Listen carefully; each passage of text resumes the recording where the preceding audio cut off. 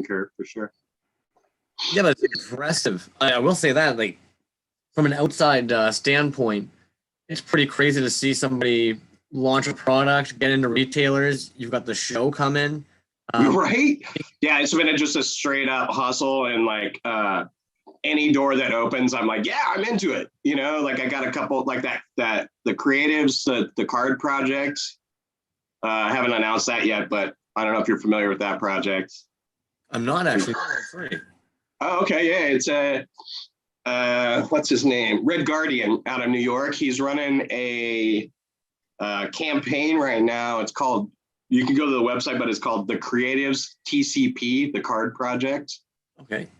It's a yellow and black logo that's been kind of proliferated. So right now he's got 40 plus artists. It's in crowdfunding for actual card packs, like 5-10 card packs. And so, yeah, I got on that, and I'm just waiting to announce that maybe Monday. But yeah, he's got a lot of cool stuff. And the thing, I'm always about anything that's involved with charity. And so that one has a big proceed going to Red Nose. So that was kind of like, all right, I got to be involved with this, and just kind of hounded him. And yeah, man, it's straight up hustling all the time. I don't know if I can sustain the pace, but I'm pretty happy with the results I've yielded thus far. It's sometimes there's two different approaches. I think you can look at it as like a long haul, and you're trying to sprint the entire marathon, or you can look at it as sprint that first 100K, and now you're at the end of the line, getting the trophies, and right, 100K is just another 100K, like. Yep. Piece at a time, man. I'm just really interested in these shows. So that's been interesting. It's kind of like opening up because I'm very new to the toy world, but I've been doing graph for decades and had traditional art shows and stuff. So being able to get my foot in the door for art shows in this realm is pretty exciting. I don't know what I'm gonna do, but I'll figure it out. I work good under pressure. Out of curiosity, how long has it been that you've been busting out the toys now? Dude, I did my first series on 4/21. This year I dropped the day after 4/20 was my first drop, and then I certainly won't go into my next series 2 months down. Like I have 2 series out in a matter of 3 months or something. It's just, like I said, that's why it's not sustainable. I'm like, I need to pump the brakes a little bit, let these ride for a bit. Yeah, but once you've laid down the groundwork, though, right? So now you get to basically play with all the other stuff. Come on, how are you? So now it's partially like you're going to be getting all the pieces showing up at homes and people taking pictures, and you can paint up. And the reality is like you've already done the hardest part now. Like, is the networking. I think. How are you today? Hey, how are you? Hey, man. Very good. Hey, what's going on? Oh, good, man. How y'all doing this weekend? Doing good, man. I'm actually looking forward to the conversation this weekend because it's a little bit more of a lighty, breezy one. Versus yeah, I didn't catch the last one, but I heard it got a little spirited, for lack of a better. Well, got a little bit dicey. Did it? A good toy. It's kind of bound to be, right? Like, right. Tough subject matter, but drops are pretty safe, I think, because everybody's at least participated in buying something or watching one or doing one if you're lucky. Yeah. I mean, I'm still learning the idiosyncrasies of this. I was just telling Crumbs that I'm only 3 months into my toy journey, so like all of it is new to me. The fact of like a blind box and all, like all these very basic things I'm like learning right now, and it's cool. I mean, I'm soaking it all in and taking every opportunity I can. Out of curiosity, so far, what's like your like favorite toy? Like, what's something that you see every time you see this toy and you're just like, fuck, I love that. What's that toy for you?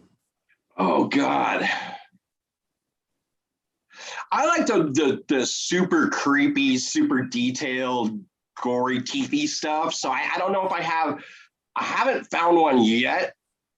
I don't know if I can accurately answer that, but like the things that I like, I do these right now. I have super cutesy stuff out, but that's not what really drives me. I like I come from like Stan Winston creature effects makeup, that type of thing. So like that's always kind of where I'm striving to go, I can get down that. And I don't even quite honestly, I started my toy collection after talking to Digital Horseplay. Like his was my first pickup, and I'm really only picking up toys from people that I've interfaced with and have some sort of relationship. So my toy collection is small, but it's meaningful to me because I've chatted with all those folks. What are some of the figures that you have?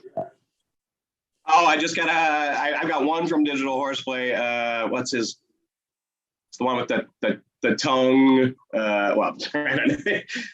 Let's see what else I got. Mr. Mento, I got pretty much his whole set recently. Yeah, and then the Fat Dads, I'm pretty tight with those guys. So I got a few of their like the Boba Pizza and then the Cloudman and that type of thing. But bye guys, have fun at the park.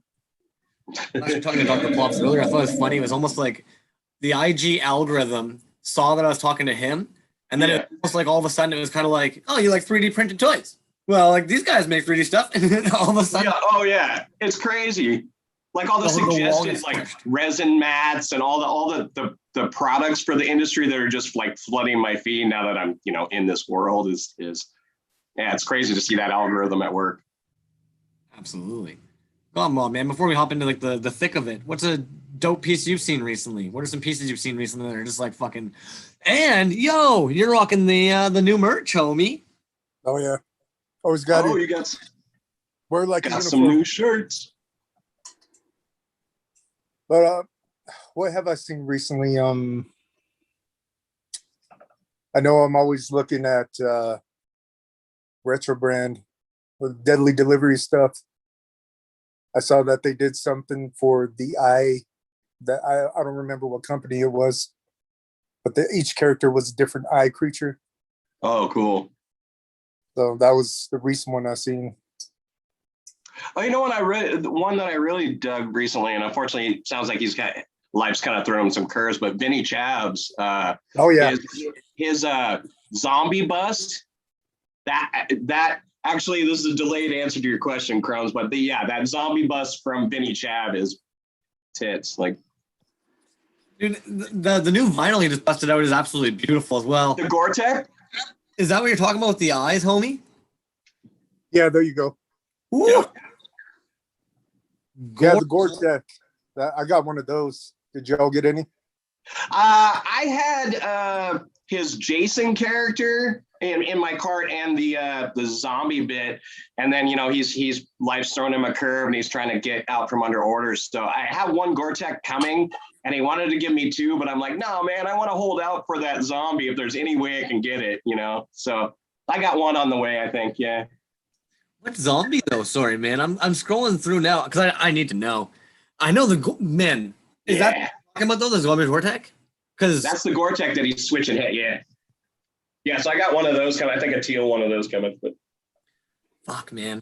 Yeah, I was looking at those yesterday, and $45, not even a bad price for fucking big old like 4-piece vinyl. Yeah, because I think the hands are modular. The hands, the head, and the torso. Yeah. So it's like 45 is nothing. It's a gorgeous piece. Yeah. Sorry. Yeah. But I mean, I guess that kind of even leads into the segue of drops, right? Because I don't think he was planning on dropping them so early. No, I don't think so. I think that's what he had the most stock in when whatever happened. That is called the hustle, and I fucking love that shit.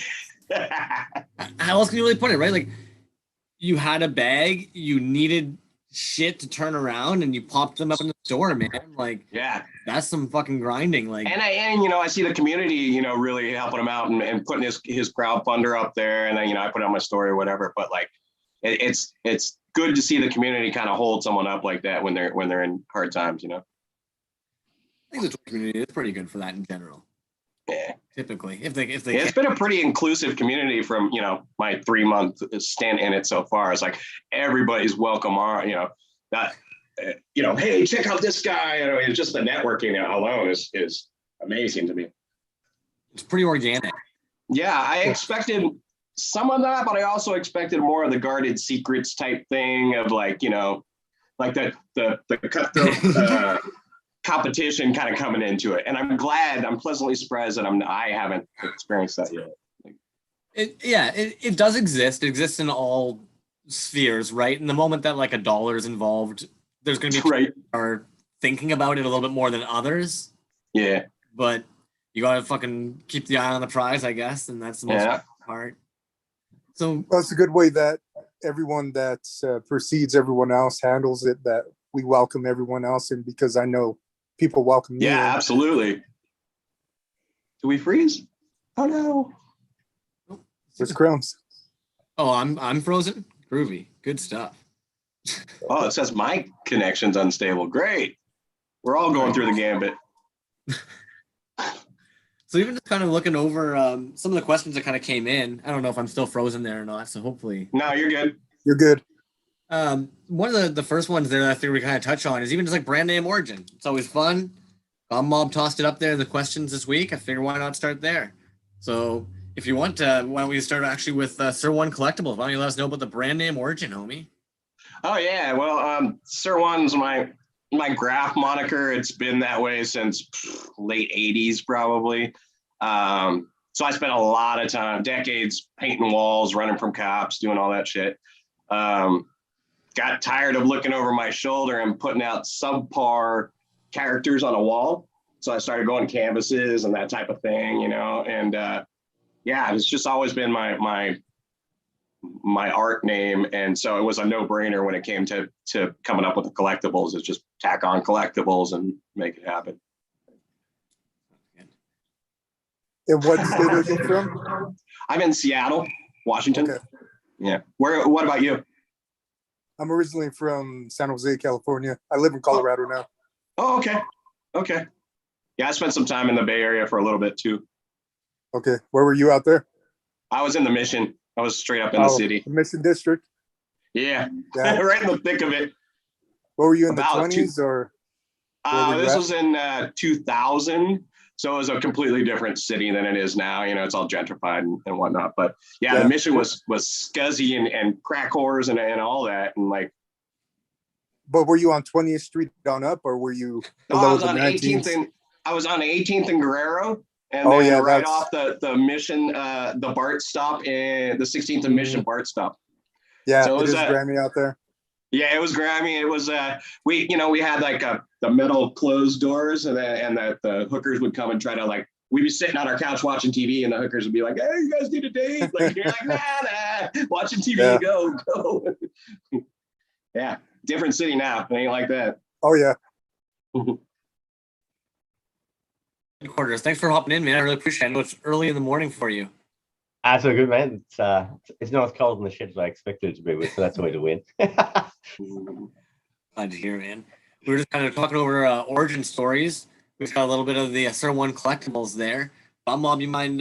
You want to give us a little origin story, and then we'll follow up with Headquarter Creations after that one. Yeah, sure. Groovy, I was trying to search for a name, and the neighborhood that I grew up in is called the Mob in San Jose. So that was something I was going to incorporate regardless. And besides that, I tried to see what would match to sound good. And then at the same time, I tried to search if there was any companies in general, just to see if there was anything that matched Goblin Mob. And nothing else matched, so I thought it was a good name. But that's basically where Crumbs from. Where it comes from is the neighborhood I grew up in is the West Side Mob, and I just translated it to something different. You move on in life and do something else, and I figured I would just take that influence with me into something else, but it's not exactly translated. I dig it. It's got a good ring to it.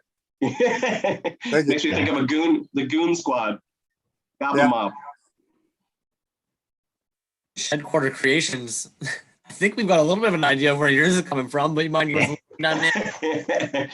Well, it's interesting because initially, like, was it 5 years ago, I started into prop and costume sort of stuff, and started out as nostalgia, but streaming online with Twitch and that, people couldn't spell it correctly, people couldn't pronounce it correctly. I went, all right, cool, we need to swap this up, and I started leaning into the whole Australian Aussie sort of look. I went, wait a minute, I always talk about my shed. There's got to be something there, and it happened across people's crazy ass shed quarters, which is what they set up with. It's their like command deck almost. I went, all right, yeah, that's got to be it. So yeah, heading into that, and majority for me recently is for the 5 years has been props and stuff. But the weird thing is, to get into props, I initially wanted to make giant Lego, but I didn't have the means to do it.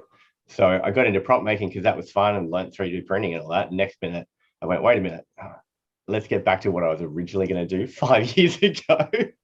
So finally we're getting closer to that at the moment, which is good.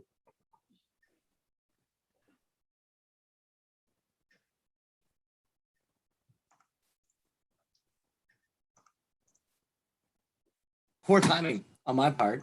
Here, Headquarter Creations is gonna be a little bit longer. I was like, okay. I can sneak that in.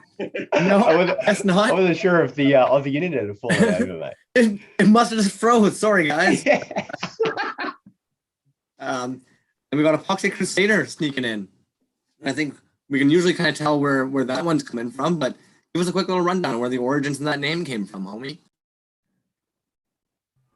About the Epoxy Crusader name? Oh, well, hi everyone. to all you guys, let me know how are you doing. I don't have the pleasure to know you, Sean Walling and Headquarter Creations, but I'm happy to see you guys here. So about the Epoxy Crusader name, well, that was like some sort of accident for the name, because I've been wanting to do this resin bootlegs and stuff since a long time ago, like from 5 or 7 years from before. And I always thought that my so-called brand or page would have to be called Resin Evil, because I'm a huge fan of Resident Evil games and franchise. And I just got married with that idea. And from the moment I thought to start doing this, all my logo and fonts and like designs were based on this idea of being called Resident Evil. So it comes a day when I decide to just start and jump into Instagram. And the moment I'm registering myself, and that moment you have to put the name of your page, and I type Resident Evil, it was already taken. And I was like, no, how the hell I'm going to name this thing now? And I was very worried, because as the time goes on, I start wondering about these tons of names, a bunch of different names, and everything I'm typing on the registry is already taken. And of course, I don't want the page to be called Resident Evil 86 or 75, or something like that. And I just rush into the room. I have all my toys and collectibles, and I was like just trying to catch any idea or something that inspires me. And this was late night. It was like 2 or 3 a.m. in the morning, and I was barefoot. And the moment I stepped in the room, what I stepped in, it was a Toxic Crusader action figure, and I was like, man, fuck. And then I just turn on the light and get the toy, and I was okay, Toxic, that's it, Epoxy Crusader. And then I just rushed to my phone again, typed the name, done, man. And I was like, oh wow, no. But then I started to think I didn't have like a logo or any typing or font or anything, and just went to my computer and I started doing things on the rush, thinking with this name now in mind. And that's it. That's how the Epoxy Crusader came to life. And then when I hit the 500 followers, I wanted to do like some sort of announcement, like a greetings announcement and thanks image. and I don't know, just start mashing up some images, and then the Epoxy Crusader became some sort of mascot, and I mash up many things. I have a toy here. I'm a big fan of Motu, so I use the Motu body. Also, I'm a huge fan of Spawn, so I got the chain and some sort of Ninja Turtles like belt, and the whole idea of some sort of toxic character like the Toxic Avengers and Toxic Crusader figures, and let's say that's from them. It's history because You're in Mexico, right? Excuse me.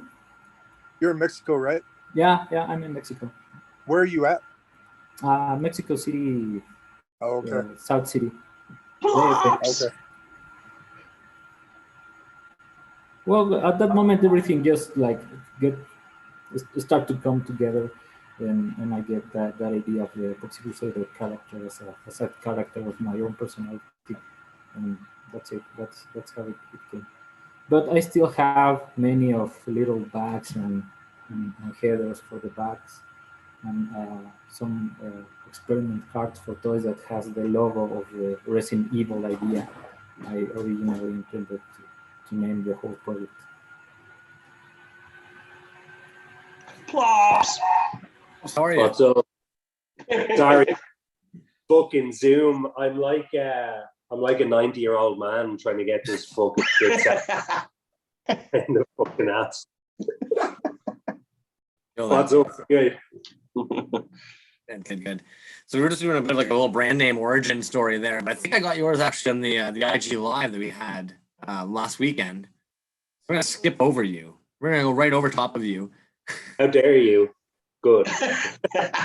But I think it's actually great anyways because yourself, Dr. Plops, Gobble Mob, and Epoxy Crusader, you guys have three drops. Wow, three of you, multiple drops under your belt. Sir One, you've actually got a drop already under your belt as well, correct? And then you've got another drop coming on Monday. Series 2 is on Monday, yeah. So I mean, definitely we've got some vets here to the scene. Somebody was asking in the questions, they just kind of put it as like a blanketed statement. I think we all can kind of relate to like how much fucking work an actual drop is, right? No, dude. Yeah. All encompassing for me. I don't know how like maybe that's just my poor time management skills or whatnot. But as I was telling you at the onset of the call, it's like it's all a learning curve, and I'm definitely taking hits along the way. But yeah, that's my answer. Yeah, like I mean, certain shit would be well. Like I'm saving. Is my shit echoey on your screens, right? Yeah, a little bit. Not bad. Yeah. I don't know what the fuck is going on here, lads. Hold on one sec. I have no idea. I'll just try and keep it down. But yeah, like you would think with the 3D printer element that it would save a lot of fucking time, and it does in certain ways. But when it comes to drops, the things that you'll save time on with creating them, you're going to lose that time having to do the million other fucking things after, that you don't get with resin or that you don't get with the silicone mold kind of stuff, Flops, I gotta know, man, what's your average print time on those monster bullshies characters? The big ones. 8 hours? No, they're up because the Mars 2 Pro apparently is a bit quicker than most, it seems, from what I read. So the bigger guys, like 5 hours or something like that. It's not 8, you know what I mean? But it's not too bad. You can get a couple done in one day. Yeah. Yeah, those are impressive, man. just the sheer size of them. Thank you. Yeah, no, they really, really utilize the full fucking length and of the plate. But but I look at like the Elegoo Saturn, the fucking bigger one. Yeah. I need to get one of those at some point as well. I've been eyeing that one too, but the price jump from the ones that we're running to that is, almost 4 times the price. But yeah, so I'll deal with my little fucking shrimp dick fucking things for the moment. Yeah, my 3-inch figures are going to be set for a while right now. Exactly. So you guys, you two have actually brought something up there that I think is actually kind of one of the first times we've had in one of these discussions, because as we're talking about a drop and the preparation for it, right away, Sirwan, you were asking about the timing on prints. And Yeah. that's something that we've actually never really discussed in one of these creative discussions before, because most of the time we're usually dealing with like soft vinyl or Yep. resin. Forecast. So when we're often thinking of even like, I know Death of Strawberries has mentioned it to me before, where it's like you compare something like a old Kenner bootleg to designing your own figure from the ground up. All the process stages, how much longer that takes, including the wax molds. So that way you actually have a model that's actually way cleaner than a clay mold or a clay model. So Yeah. all these steps that come in to then have a thing that you're like, I really hope I can put this out there and people like it. And then there's all of a sudden like the branding of it. There's the like cool imaging. You have to like edit all those images. You do all the marketing and all, yeah. The marketing never ends for it. Like, and then you're networking on top of that. And then you're trying to do like the regular 9 to 5, keep every other part of your fucking life together. Yeah, family and whatever other draws. Sure. Yeah, it's there's always that little feeling that gets me where like one of my kids will have fallen asleep by the time I'm finished doing something, and in my head I'm like, oh yeah, you fucking ignored your child for toys. yeah. The cringe factor, yeah, for sure. Well, they're gonna still be there afterwards, so it's like, no, I'm gonna do what I do now. They're going away.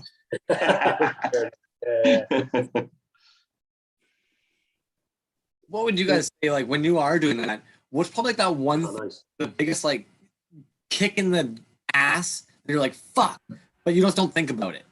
You know, what's that one thing that ends up being a real pain in the butt that you just don't think about while you're, like, making your piece, getting ready for a drop?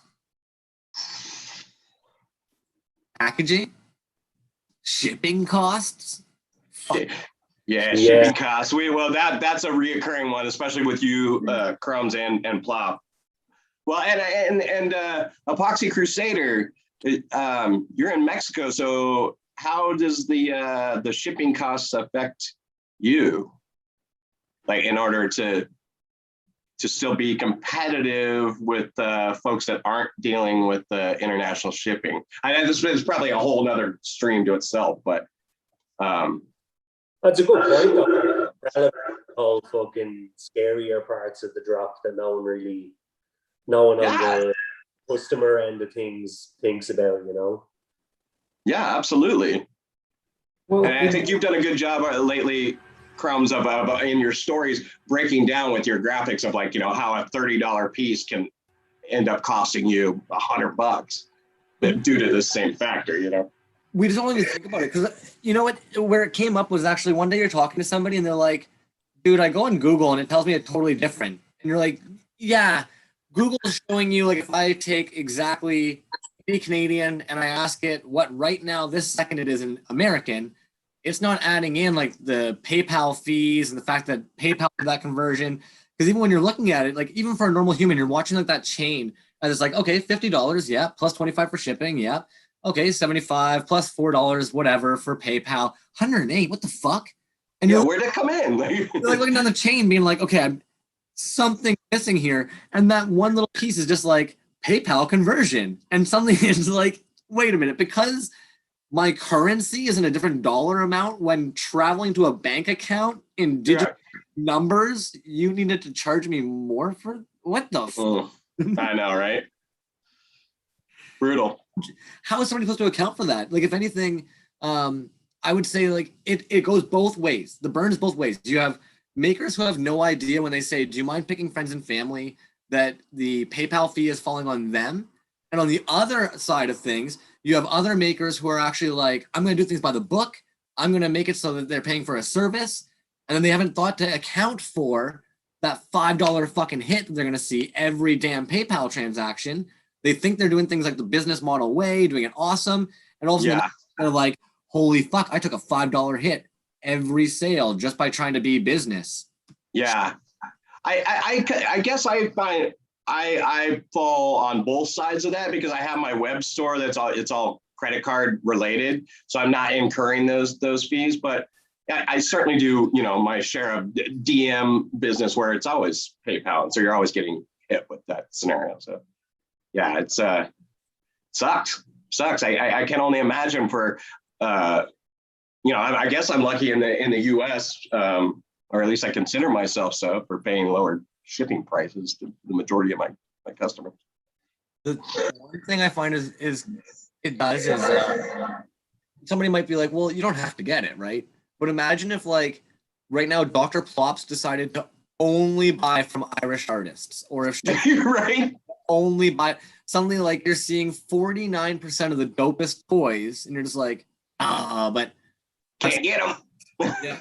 And then on top of that, the other like 30% is actually like in all these other countries too. So you have like 1% of the markets in Ireland. Pocket markets. I'll tell 99% of the people I've ever known in my whole life or ever even met that I really like toys, and they'd be like, what the fuck is your problem? So there's not too much interest in this little country, Well, now, out of curiosity, maybe both from a buying perspective and also as somebody preparing for a drop, what do you prefer? Do you like those claim sales where everything just fucking like hits a post and it's like you've got 5 minutes and then dash beat each other to death to take them? Do you prefer store drops? Like, what do you guys prefer to see and or do for drops? I think I'd rather make it fair where you just put it in the shop, because it seems, I don't know, unfair to everybody else across the board. If you missed it and you see it a couple hours later, you're like, oh man, I missed this. It's really it's like when you have a shop and you give a time that you're putting it up, you're giving anyone who might want to buy one there and then the chance to be like, here's the time, I'll try and get in there. If I miss it, at least I got to have a fucking go instead of I hate that. At least you had the chance. Interested in, and you see everyone is fucking taking everything already, and you're just like, but yeah, that's the only way I've done it. I'm only on the second one, but yeah, I just put it up in the store, and quite honestly, even to the fact that you guys are saying like I haven't even nailed a time for the drop on Monday. People are hitting me up like, which is a great indicator, but I'm like, yeah, that day I guess I'm just gonna post and say, hit the store, hit the retailers because they're live now. I mean, I haven't even got that far. So the claim drop is not something I've experienced yet. I understand it in theory what you're talking about. Do you know what I like? The idea of the claim, though I'm probably not doing the not being able to tell the tax man that I fucking earned X amount through claim. Do you know what I mean? It's like I want to do that shit for that purpose, but it's like it's just easier from all fucking aspects doing it in the other way. You can cut that part out, Crumbs. Cut that part out. That's a good point. His audio dropped on that part. I don't know. Well, I gotta say for myself that doing like claim drops is something I'm not really familiar with, because I didn't have previous experience in this Instagram selling stuff or in selling stuff on the internet before. But the main thing is that I don't have like an online store, and every time I want to open one, you have to pay these taxes and fees, and also with the credit card payments, my own government just released this statement that you have to pay like 50% of taxes from the final sale also. So I'm just buried in taxes. So being able to have this like that kind of thing really makes it almost impossible to it's break. And so in the end you get just cents of all the things, meanwhile everyone in taxes just gets richer. So being able to have like this some sort of sale throughout DN for me just works. It works really good, mainly because I'm not that solicited, so my figures don't just flew out of the stock, and they have like some sort of selling time, approximately a month or so. So for me, it's very good, like just doing the shipping throughout all that all time. About Just the do it. shippings that user one asked before, I always include the shipping on the amount and the price of the figure. My figures are always $30. I end up earning 28 because PayPal gives me $1.8 or so for the fee. And on the exchange rate, I earn a little more in my currency, and I'm able to include the shipping on all the sales. Depending on the sale, on the amount of the stuff, I'm able to throw in a couple more of thingies for the customers. I like to throw always stickers and rarities, bootlegs and stuff. So in the end, I think I'm getting like even with the price of the shipping, the earning, and the expended All the materials. extra amenities add up Yeah, against everything that. is. Yeah. I'm like even. I get to say you that I'm really happy because throughout this month I have like my first earning. In the end, I throw on the numbers and I had like $15 earning, like pure I think you're earnings. in the green. Yeah, and I buy myself a toy with that, so that was amazing. Reinvest in the industry. Finally, I get to spend like real earnings on something, so it was pretty awesome. But in the end, this whole drop things and preparing all the idea of the shipping and thinking about international and the things you're going to put on the package itself. And I always struggle with how much is much into like advertising the stuff you're going to throw. Do I post it every day or every hour or every 5 days or every week or to make like to keep the hype on the things you're going to sell and drop? And that's what I'm always concerned about because you never know how much is too much or how less is too less in terms of posting into Instagram. Yeah. One day, a guy I met, he texted me like a month after I made the drop, and he was like, "Oh man, I missed it. Hopefully you have A another month. one." And I was like, "Okay, hopefully for you, I still have a couple of figures, so don't worry, I'll send you one." But I assume that when, when you start to being more like famous to say of some sort, obviously the drops are quicker into sales and you're like more into focus for the people. I always wonder because I don't really know how you explained that to me. I don't know how like raffle sales works, so what do you have like a post and you throw on numbers and the winner gets the pick or I don't really understand that and I always think that this must be like very hot and famous people that can can afford themselves to do these sort of drops to tell people, hey, wait for your turn to me to choose you to buy my stuff or something like that. And for me, that's really, in a way, it's really interesting. In other way, it's like very It's shitty. demand surplus. No, you're missing. Sorry, I feel that you're missing though that that's actually trying to be as fair as possible. Imagine that you made two of something, and you have 1,000 people that are willing to like they're gonna beat each other for it. Like the reality is like some of these soft vinyl homies, like when you talk about the galleries, like they need that fights break out. They want these pieces. So the reality is here you are, this artist. Every single time you try and find these nice ways to let your drop out, somebody comes complaining. So then you end up saying, you know what, guys, fine, here's the option. Anybody who wants it, sign up to my email list. Prove to me you want it. Give me your email. Plus, now I've got your email. So when you go to flip this thing later, we know we don't want you getting the piece next time because you just flipped it. You don't deserve to get it next time. So now all of a sudden you're actually creating a community of the soft vinyl where you're like, we don't really want people buying and flipping. There's two of them. So then, of course, you create a lottery system. You have to give your email. Those who want it and actually pay attention to the email, they're allowed to participate in the lottery. But now I shake a hat. And how much more fair is that? There was only two. You guys all wanted it. Anybody who wanted it bad enough gave me your email, and I pulled it out of the hat, homies. Would you like to actually buy it now that your name was picked? No, you're backing out. Let's pick another name out of the hat. So how the lottery ones, in my opinion, it's actually when you get to that level, it's the most fair way you can possibly do it. It's a madhouse for some of these pieces, man. Absolutely. I get it now. As I was saying, I didn't understand the fully like workout of the raffle sale or raffle claim because Sometimes it's beneficial for the artist to save. So, for instance, you'll often see Plagued Earth Productions will do one with the Sliz Lord, and a lot of times it'll be kind of like, "Hey guys, you can all pay $5, and I'm only going to take the first 10 people, and then one of you 10, we're going to draw a number, and you get the figure for the $5."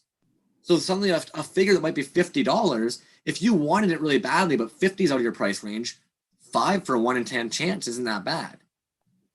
So it's all, everybody's got an interesting way. I would say one of the weirdest ones, but it works, is like there's a One Trick Pony.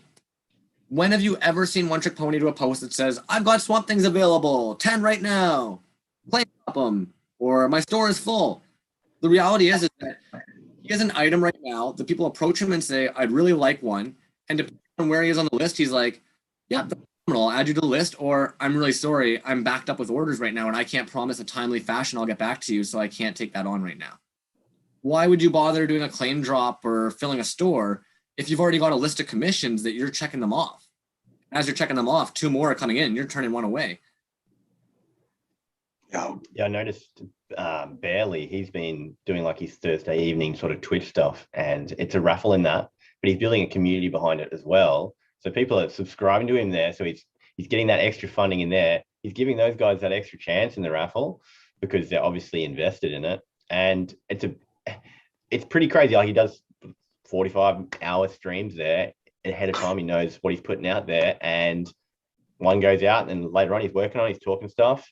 Another one goes out, and like, you got time to claim it? Yeah, you've won it. Do you want it? All right, cool, sweet. We'll work out the payment later and all that, which seems to be a smart way to do it, especially for those really custom things. I had somebody ask me the other night, like, "Yo, Crumbs, are you gonna watch the Pop Shop live?" And I was like, "What Pop Shop?" And then they were like, "Oh yeah, a whole bunch of us." And I was actually blown away because it's just like you said, the community. He was like, "Man, a bunch of homies are in here," and all of a sudden he shared a screenshot where like you're watching an auction page basically on an app, as you have people recognizing those tagger names just like they would on IG, being like, "Yo, so and so, hey." Like, holy shit! Wait, what is it? It was a Pop Shop Live. Yeah, they were on a Pop Shop buying. I haven't messed with it, but I've had it recommended to me a few times that maybe please go on, but it's new to me. I haven't experienced it yet. I thought it was kind of cool. The fuck like the old man shit that I was going through trying to set up Doom on this thing. Similar thing applies to that. The first few minutes, I was like, "What the fuck is this thing?" Because I was looking for this choke hazard toy, and then I got the right page up, and it's actually kind of cool. Just each one live that they're fucking adding to it is going up at a time and disappearing with half of them just as quick. Yeah. You know. And when you're seeing the price tags on the things, and then when you think about the amount of money at the very end of it, you're kind of just like, holy fuck, the amount of money, one little thing that most of us wouldn't even know is going on that's been generated. It's amazing.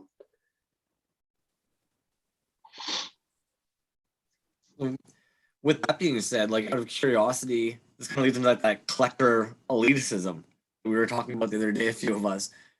Where do you guys feel on that? Like, do you think there is a certain level of like collector elitism or elitism in the scene at all with getting these pieces? Like an example, one of the ones I think a lot is DM sales, right?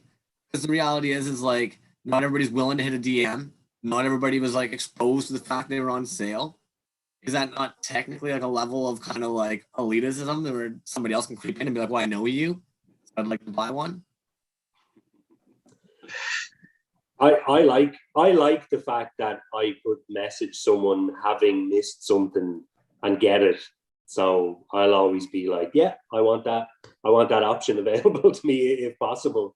But yeah, I suppose more to what you're mentioning in terms of the point. I don't know. What does everyone else think about it? I've done a fair amount of the DM stuff, but It's also that we facilitate the sale, but then I keep in contact with that person. I'm like, oh, what do you got coming up? You know, it's like you got to get that. That's how I'm integrating myself in this community. Is like, yeah, I'm picking up a piece I want, but I'm also like, hey, you got a minute to chat? If you don't, hit me up later, because I just know that I'm open to it. You know, so that's a plus for the DM sales for me, like or me picking up toys that way. Well, I usually chat with everyone I get to know on Instagram. Like I was just scrolling down the DM page and I chat with almost every one of my followers by now. I don't have like DM sales, but I do have a couple of commissions I got from DM. Like, hey, I noticed you made this. Can you make me this some sort of figure or something like that? But sales, uh, no, not really. About the elitism, I'm not sure about. Let's say like this Instagram scene. I'm not that familiar with. In my case, particular case from the collectors I know, there's a lot of elitism because they always want to trash the toy you have or make because they think the one is uh, cooler, priceless and stuff. Mostly on the bootleg scene. I recently was chatting with Barrio Boba about some original Boba Fett, and I was telling like, man, I don't have a clue on how to identify each one of the countries they are made from. And I'm always like surprised that someone is able to say, hey, this piece of plastic is made by, oh, this artist in this year. And what? Yeah. You know, like, uh-huh, Yeah. Tastes like a 92. yeah, it That's smells like 90s plastic, no? So, and that guy came and trashed your toy collection because, oh no, these are Chinese made, no, you know. Something you've been holding on to for years, and it's just like, Yeah, nah. so I always thinking that sort of elitism. I'm not sure if in Instagram and this community there is.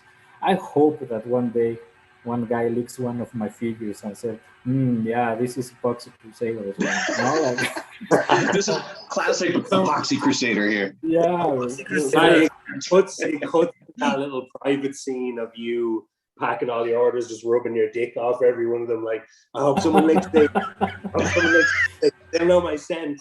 no, man, that's I don't know if you realized this, because when you sent off that figure to Barrio Boba, it ended up being a Lily Letty figure. yeah. It was I was asking for him that how did he's Yeah. able to identify the Lily Levy for one of Hong Kong, mostly because that's the price of the Lily Levy one. No? That's a Nice. dope. That's a dope Is that gift. price for That's a a loose? dope gift, homie. Man, it's insane. It's insane. No, I didn't ship him the Lily Levy one. He bought it from a guy on eBay. I sent There we him go. See, some that's what other it- things. But that's why it's so important to know like what's around though, right? Like if you're submersed in this and that's a Mexican figure, that's a Lily Letty that like you had in your hands at one point, like it's so important. Bootlegs are stupid. I'm just gonna say that. Some of the homies in the indie toy scene, I don't know if you understand, like bootlegs are stupid expensive. I was sharing one with a homie the other day who's a very big collector, and as he's kind of like sharing with me his collection, and we're talking about the expensive pieces that exist in the world, and then I was like, check this out. And I go to this other bootleg page I follow, and there's the Headman Star Wars Uzi, it's by the Uzi figures. And you show him this figure, and sure enough, somebody sold it for $20,000, and it shows sold. Now this post straight up says like this figure is going to be $15,000 if you want just the figure. It's going to be $6,000 if you just want the shield, and it's going to be $5,000 if you just want the sword. If you like the whole thing, 20,000 shipping in, and it was sold. So that's what I mean by it's like bootlegs are a totally different beast. They like when we're on Instagram and we're talking about indie toys and resin toys, and somebody's like, I love bootlegs, and you're kind of like, well, I'm not going to call you out. I don't really care. But depending on the right place, right scene, you say bootleg, they have a totally different idea of what you're talking about. They're talking about like retirement fund figures, and we're talking about like dude in his bathroom busting out some Mashing it together. they're just different. It's crazy. Yeah, that's what I was. I think I posted there on our chat. Uh, for me, bootlegs are like flea market toys. You know, since I was a child, these things are just stupidly cheap, and it's the thing you have like for your birthday when your parents don't have any money to buy you the official thing. So I'm really stoked about how this bootleg idea just came out like and burst the bubble of the collectors as something that it's the holy grail, which by the way isn't. No, there are tons of bootlegs, and everybody try to do their own bootlegs. And that's why I was thinking that instead of bootlegs, we are talking about some sort of bootstrap figure that are making a whole new different level of collection, you know, because I know guys that just threw away all their toys just to get some money to buy the same toys but the bootleg ones, like the one from China, the one from the flea market, the one from I don't know, Poland, or other places. And sometimes these same guys think the the toys in other countries as bootlegs, even though these are the same brand just in other country. It's You know? crazy. I didn't know that. So people get rid of the authentic stuff just to get the bootlegs. Yeah, I know a guy that have like this big collection of hot toys. You know, I love hot toys. For me, are the most detailed ones and are great figures. But then this guy just noticed that everybody can have hot toys, you know, if you have like the right amount of money. And then he discovered the bootlegs, and then sell the whole collection of hot toys and start to digging into flea markets and eBay and collectors for bootlegs of the same characters, and some of them of the same brand, you know, like these fake or for Chinese hot toys or Taiwan hot toys, you know. And for me, So that's is it crazy. possible that they're made in the same factory Yeah, and they just have different boxes? no, in fact, they sometimes they have the same box, just made like in the factory across the street, not with the official hologram brand, you know, stuff like that. So for me, that's just insane and crazy, and, and for me, it's getting like a new nucleus of collectibles, like bootlegs as something like that are unique in some sort of ways, just as Sofubi, you know, Japan has Sofubi like since forever, and now that the whole world discovered it, they are all crazy into having, making, selling, buying Sofubi, just as crazy as that sounds, because they just discover a thing that's been there since World War II, you know, and I don't know, and for me that's something that it's the first step of elitism in, in, into collecting, because there's always this guy who try to trash your collection because they have the Lily Levy Boba instead of the Hong Kong Boba, you know.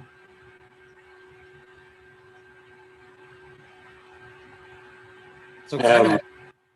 Go ahead, man. will I hop in, or I don't know what the fuck is going on? Sorry.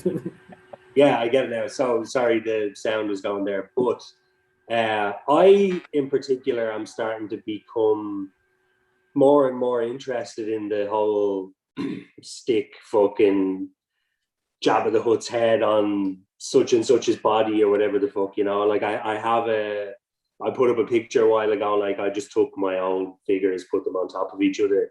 I want like a Stay Puft Marshmallow Man body with Jabba the Hutt's head on him and stuff like that. I think no matter how many times I see that and a million other things been repeated, I thought that's the part of it I love, because I'm just visualizing the bits and pieces of each figure I used to have or still fucking have and all that shit. And Tiddy Beans actually does that. That's what kind of gets he always drags me in, because he takes great pictures, he makes great stuff, but it's the little stormtrooper fucking part cleverly cut out and we're fucking this, that, and the other on it. It's great. So long may that live.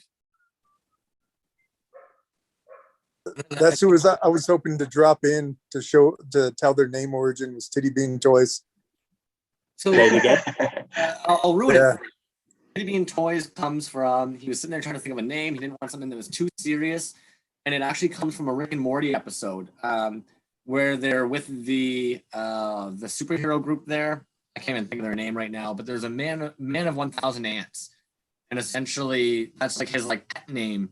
It turns out that basically when she crushes the queen ant, Rick's like, "Oh God, she killed Titty Bean," and Okay. I thought he's Australian, isn't he? Yeah. Is he? Everything's paused. But yeah, I thought it was his accent, like the way you'd fucking ask your wife, yeah, like instead of show me your tits, it's like, show me your fucking titty beans, man. You know? No, not as aggressive as that. So I think Titty Bean though, like I'm gonna start using that. because Put the titty beans out. in my opinion, he's somebody that everybody should be watching. If you're going to release a toy and you're not sure like how you want to do it, in my opinion, he is like the model citizen, basically. Like you watch his reels, he's working on a new figure or working on like designing a new figure. He's got a reel out. That reel has like thousands of views already, tons of likes. It's showing how he made that figure. He then tells you these are hitting the store on day. The day that happens, they're already uploaded to the store. The store has a big description, a little bit of a story about it. He's already taken pictures about it. It's just right there. If you want it, you just buy it right from the store. You don't have to like DM him, comment first. Something that even with the elitism or even like the quantities on a drop, collectors aren't always your best friends, right? We're fucking weirdos. So the reality is like, I've been that person before where I know somebody's webpage. When you click on it, it brings you to the first page. Yay, cool. This is what they have to offer. And you click on products, and all of a sudden there's like 5 pages. And until I had a chance to buy the piece I wanted, do you think I told anybody that there was 5 pages there and to click on the product tab? No, you gotta hoard it like a secret. Yeah. Collectors aren't actually your best friends at the end of the day. If I want that fucking figure, not a chance in hell am I going to share that information of where that figure is until I've gotten it. If you claim drop and you say that claim drop is happening at 5 p.m., guess what? I'm claiming my figure, and then I'll share that you've got your claim drop now open. I want my figure. Like I remember being a kid and my mom brought me to whatever fucking toy store it was. We didn't have Toys R Us over here. It was like Toy Master or something. But there was the first ever Kenner Alien versus Predator. It was like a 2-pack. They remade it and fucking buffed it up and shit in the last few years. But yeah, I remember seeing that and going, I'm going to get that. At the end, she was like, yeah, well, wait, have a look around first, see what you think. And then by the time it got back to me being like, yeah, I'm definitely getting that now, it was fucking gone. So like, that's what I think now, you know. I'll just be like, I'll go in anywhere. I'll be like, yeah, I'll walk around with it now. It's not going to be there when I come back around. Yeah. That's something you got to bring up during the holidays to your mom. Say, remember that figure I wanted that time and I didn't get it? I just wanted to remind you about that. She threw out. She's one of those moms that threw out all of them, like not all of them, but a good 40% of my entire life's collection. Because, in fairness to her, I'd left it in her house for too long. But the biggest kicker, like I imagine, because she did, like, was putting it all in bags before she threw it out. So I'm kind of just like, if you were gonna pack it all up, would you not have just fucking dropped it up to my house or something, you know? But anyway. Yeah, that's good. She had to organize the junk before she threw it out.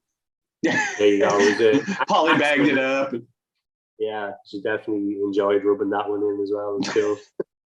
I had to rescue stuff that my mum was throwing out of mine and my brother and sisters, and I'd hoard it elsewhere, hide it in the house. Yeah. I started pulling it out on the 21st and the 22nd birthday. Here you go, here you go. They're like, what the hell? We thought we got rid of that under your nose. You have some old He-Man in your underwear. You have to keep it there for keep's sake. No, my mom threw everything away. She was like, you get, now you're 17, you don't play with toys. So this all goes to charity. And I was like, me? What? Yeah, I think you get to any teenager will get to that between 15 or 16 mark. And then it's like, you're waiting to hear the fucking getting a bit old for toys now. And I'm like, still going. Still a loser. Or the can we do something with these bins of toys in the basement? Are you gonna do anything with these bins of toys? Can you go through those bins of toys and pick what you don't need anymore? Eat them all of them. That's why they're in bins.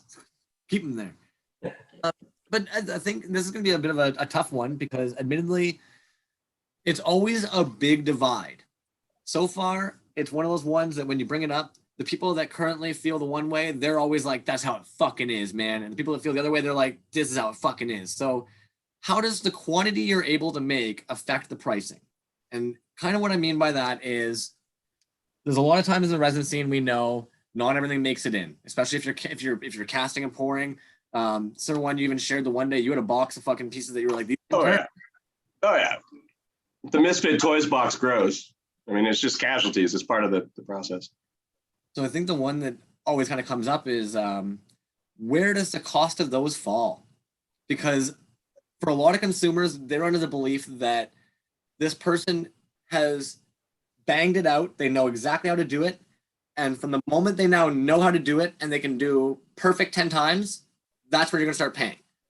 And then you have a whole other group of people that are like, no, the moment that you pressed start on that idea, the dollar figures into the price started getting put in. So I'm curious if you pull 5 figures, and only one of them is good, do you try and recoup the cost of all 5 on that one figure because you only had the one that was good? My answer is no. No, I eat that cost. I'm not gonna. I can't. For me, I have a very small blank DIY figure. So right there, I can't go higher than a certain amount and feel good about that. I'm just trying to minimize those losses. But like even with the resin printing that Plops and I are doing, like if all your equipment is clean and whatnot, something can happen and it'll muff a print, and like it's more the time than the resin resources, at that point. But that's just because we're using that particular process. But yeah, I mean, I don't ever think that I'm going to be able to charge more for a toy due to errors that have happened, but I'm definitely interested in others' input. But you do get a lot less errors doing it that way, right? Say what? You do get a lot less errors doing it the way you do it, right? Oh, absolutely. Yeah.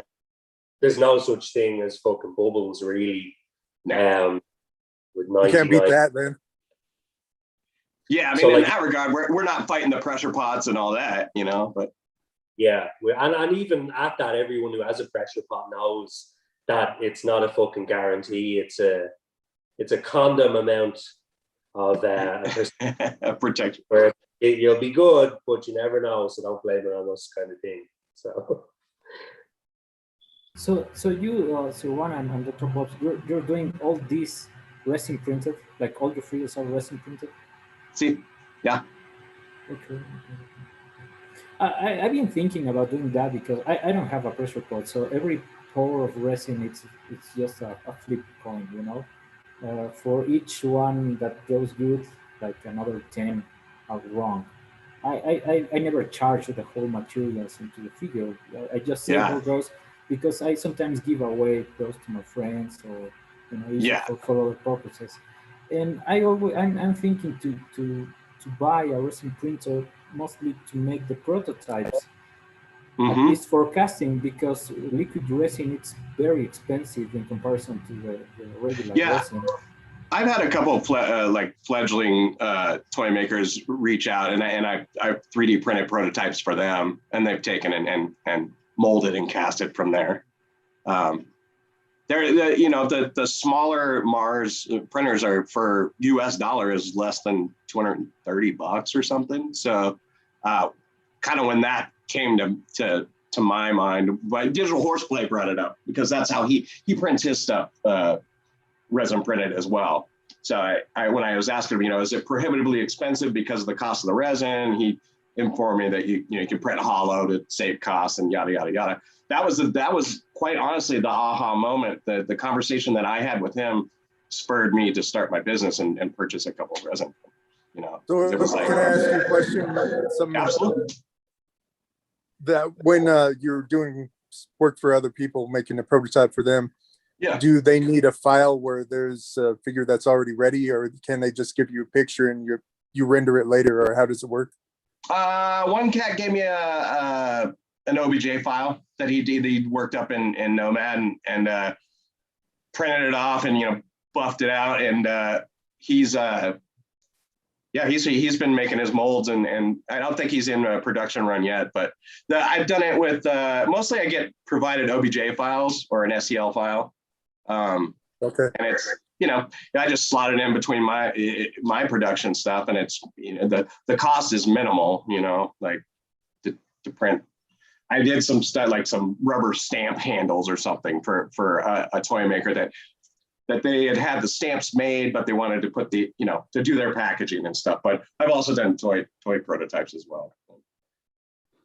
Only a couple of them, but, you know, it's those people that don't have a printer and like want to get their first project off the ground. So I'm like, that speaks to me, and I'm like, yeah, shit, I'll sort you out. Like, and I continually to track those projects to see, you know, hey, good job. You know, you're building your mold, you're learning, you're failing as part of the process. You know, I'm sure others will ask this as well. Is it something that a 3D, or either you can't answer for all 3D artists, but for yourselves who are able to work in these mediums, would you often offer something where if somebody drew a 2D image, piece of paper, pen and pencil, is that something like, okay, let me work with you on creating the STL file or the OBJ with you? Because I'm sure like there's probably tons of artists in the scene that they're sitting there being like, I've got this neat doodle. Oh, absolutely. Character. How do we put this? I have 3 right now. Tiny Ghost Hunter's got a strawberry character I'm working on for him, and that's just off a 2D drawing. There's a cannabis provider out of Martha's Vineyard who I'm doing a 3D version of their logo, which is a 2D thing. It's time is sensitive, so those are all backburnered until, you know, my business is after this drop. Then I'm doing all those fun side projects for others. You know, it's cool because I get to work with other people. It's a challenge to me to like take somebody else's sketch and make it, you know, what they're envisioning for 3D. Yeah, also 3D sculpting is a whole world itself. You know, you have to get used to the material, like the 3D material, instead of like making from clay or other stuff. It's very, very interesting. I happen to make a couple of those too. I don't know if you experience this, but sometimes it's very interesting, this idea that other folks have about 3D printing and 3D sculpting, and they think that it's something that you can just copy from one machine to another in 2 days, you know, and that the I've printing been itself, doing modeling for 5 years before I even did the first toy, you know, so it was, yeah, it's not easy, is it? I think you're doing Nomad stuff, right, Plops?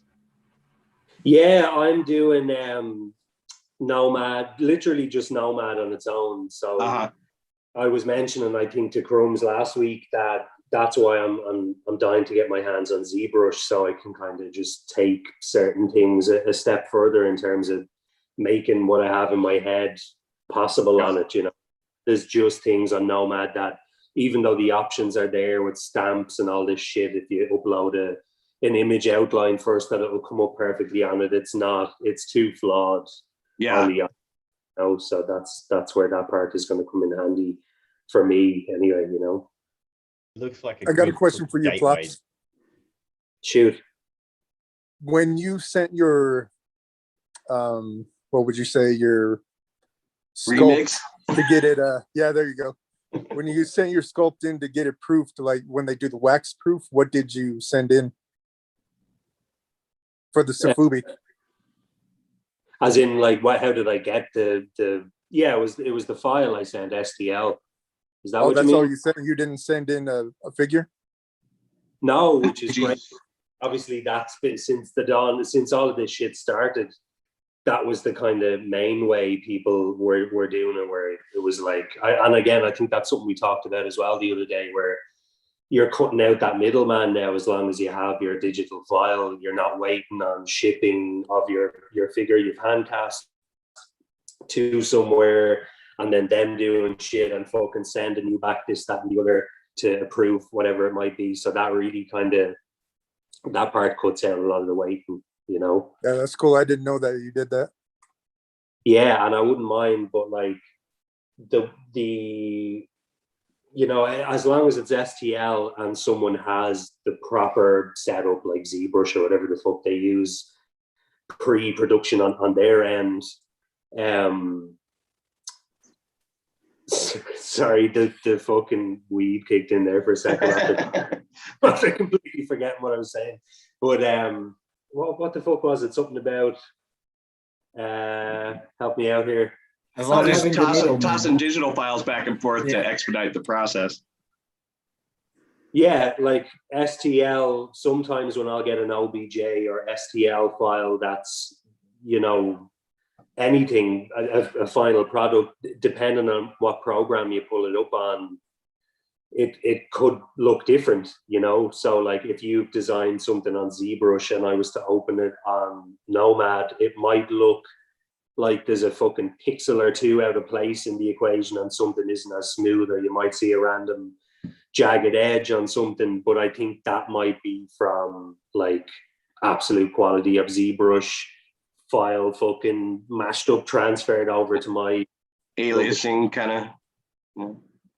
Yeah, not even so much the aliasing, more so just like general fucking psycho bits here and there. So that's something that I'm looking forward to testing the waters with when I get this fucking ZBrush shit up and running, you know. Yeah, you and I are going to be chatting quite a bit, my friend. Porter, you do quite a bit of 3D printing as well. How do you find with you to send or any files or anything like that amongst some of the homies that you're working on projects with? Yeah, I mean, coming from a prop building side of things, so I design a lot of it in Fusion and a little bit in Blender as well. And I use it. A fair few of us that are working on similar sort of projects, usually sending parts of something that, especially with detailed parts of like a space prop of some type, like whether it be Star Wars. So someone might be working on something, so we're sharing bits and pieces, or you're grabbing FTLs and you're slightly modifying each version to get it more accurate to be the perfect stormtrooper or something. But so it's pretty cool how you can transfer those files and someone can just slightly make modifications and you can build along that. I mean, I don't have the joys of a resin printer, so I'm FDM, so which is a hell of a lot more cleanup afterwards. But it's a tool for me to get me closer to getting there, to having something finished. And then the size of stuff, like when I went to make the Lego stuff, I wasn't able to make the stuff as accurate as I wanted, and then I wanted to build something this big, and that's even on an FDM. I think that's 4 prints, but yeah, breaking it up and then just working on smaller parts now, which for the current guy is just small sections of what will be the edges and just going, all right, cool, I need to work on that cleanup easier. Just reducing it from a big thing to smaller sections that I can glue together later that will get me a better mold at the end of the day, and a quicker mold too, because printing epoxy is it's a fun process, but it can be hell frustrating too. So Definitely. I know it's a little bit off topic from like the original discussion, but I'm not too well versed in this whole medium. So what exactly is like the main principles differences between like what you're currently using as a medium and Sir One and Dr. Plops are using? Sorry. Their version's more like the sci-fi that we expected to get 3D printers, things coming out of just growing out of it, and it's amazing how it works. So the FDM is just dropping it. It's nowhere near as accurate. The resolution is nowhere near what these guys are getting with their resin sort of stuff. The FDM is the filament, yeah. So it's filament driven. So you get your spool and it's just layer. And I've done some preliminary prints years ago, and the fidelity between those is big. Yeah.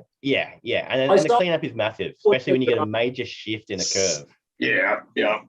Nice. A lot of sanding, way more sanding with it. Yeah. Caterpillar or a snail or a slug, but it was been rainbow. Like, is that just like rainbow colored filament kind of stuff, or what way does that part work?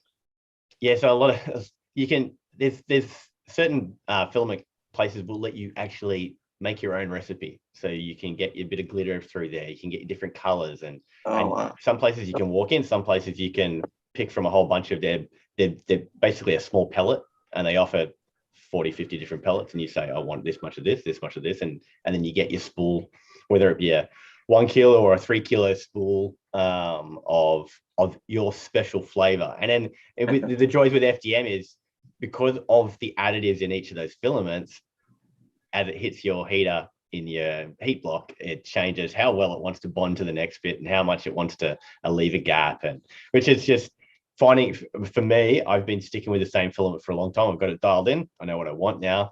Cool. And the plastic I'm using, I've gone away from a PLA to a PETG, which is a little bit better for sanding. PLA is shocking for sanding. It basically, as soon as you try and add any mechanical version of sanding, it basically melts the whole thing. Whereas a PETG, like a Coke bottle, you can sand down ridiculously well, and it's a lot more resistant to heat.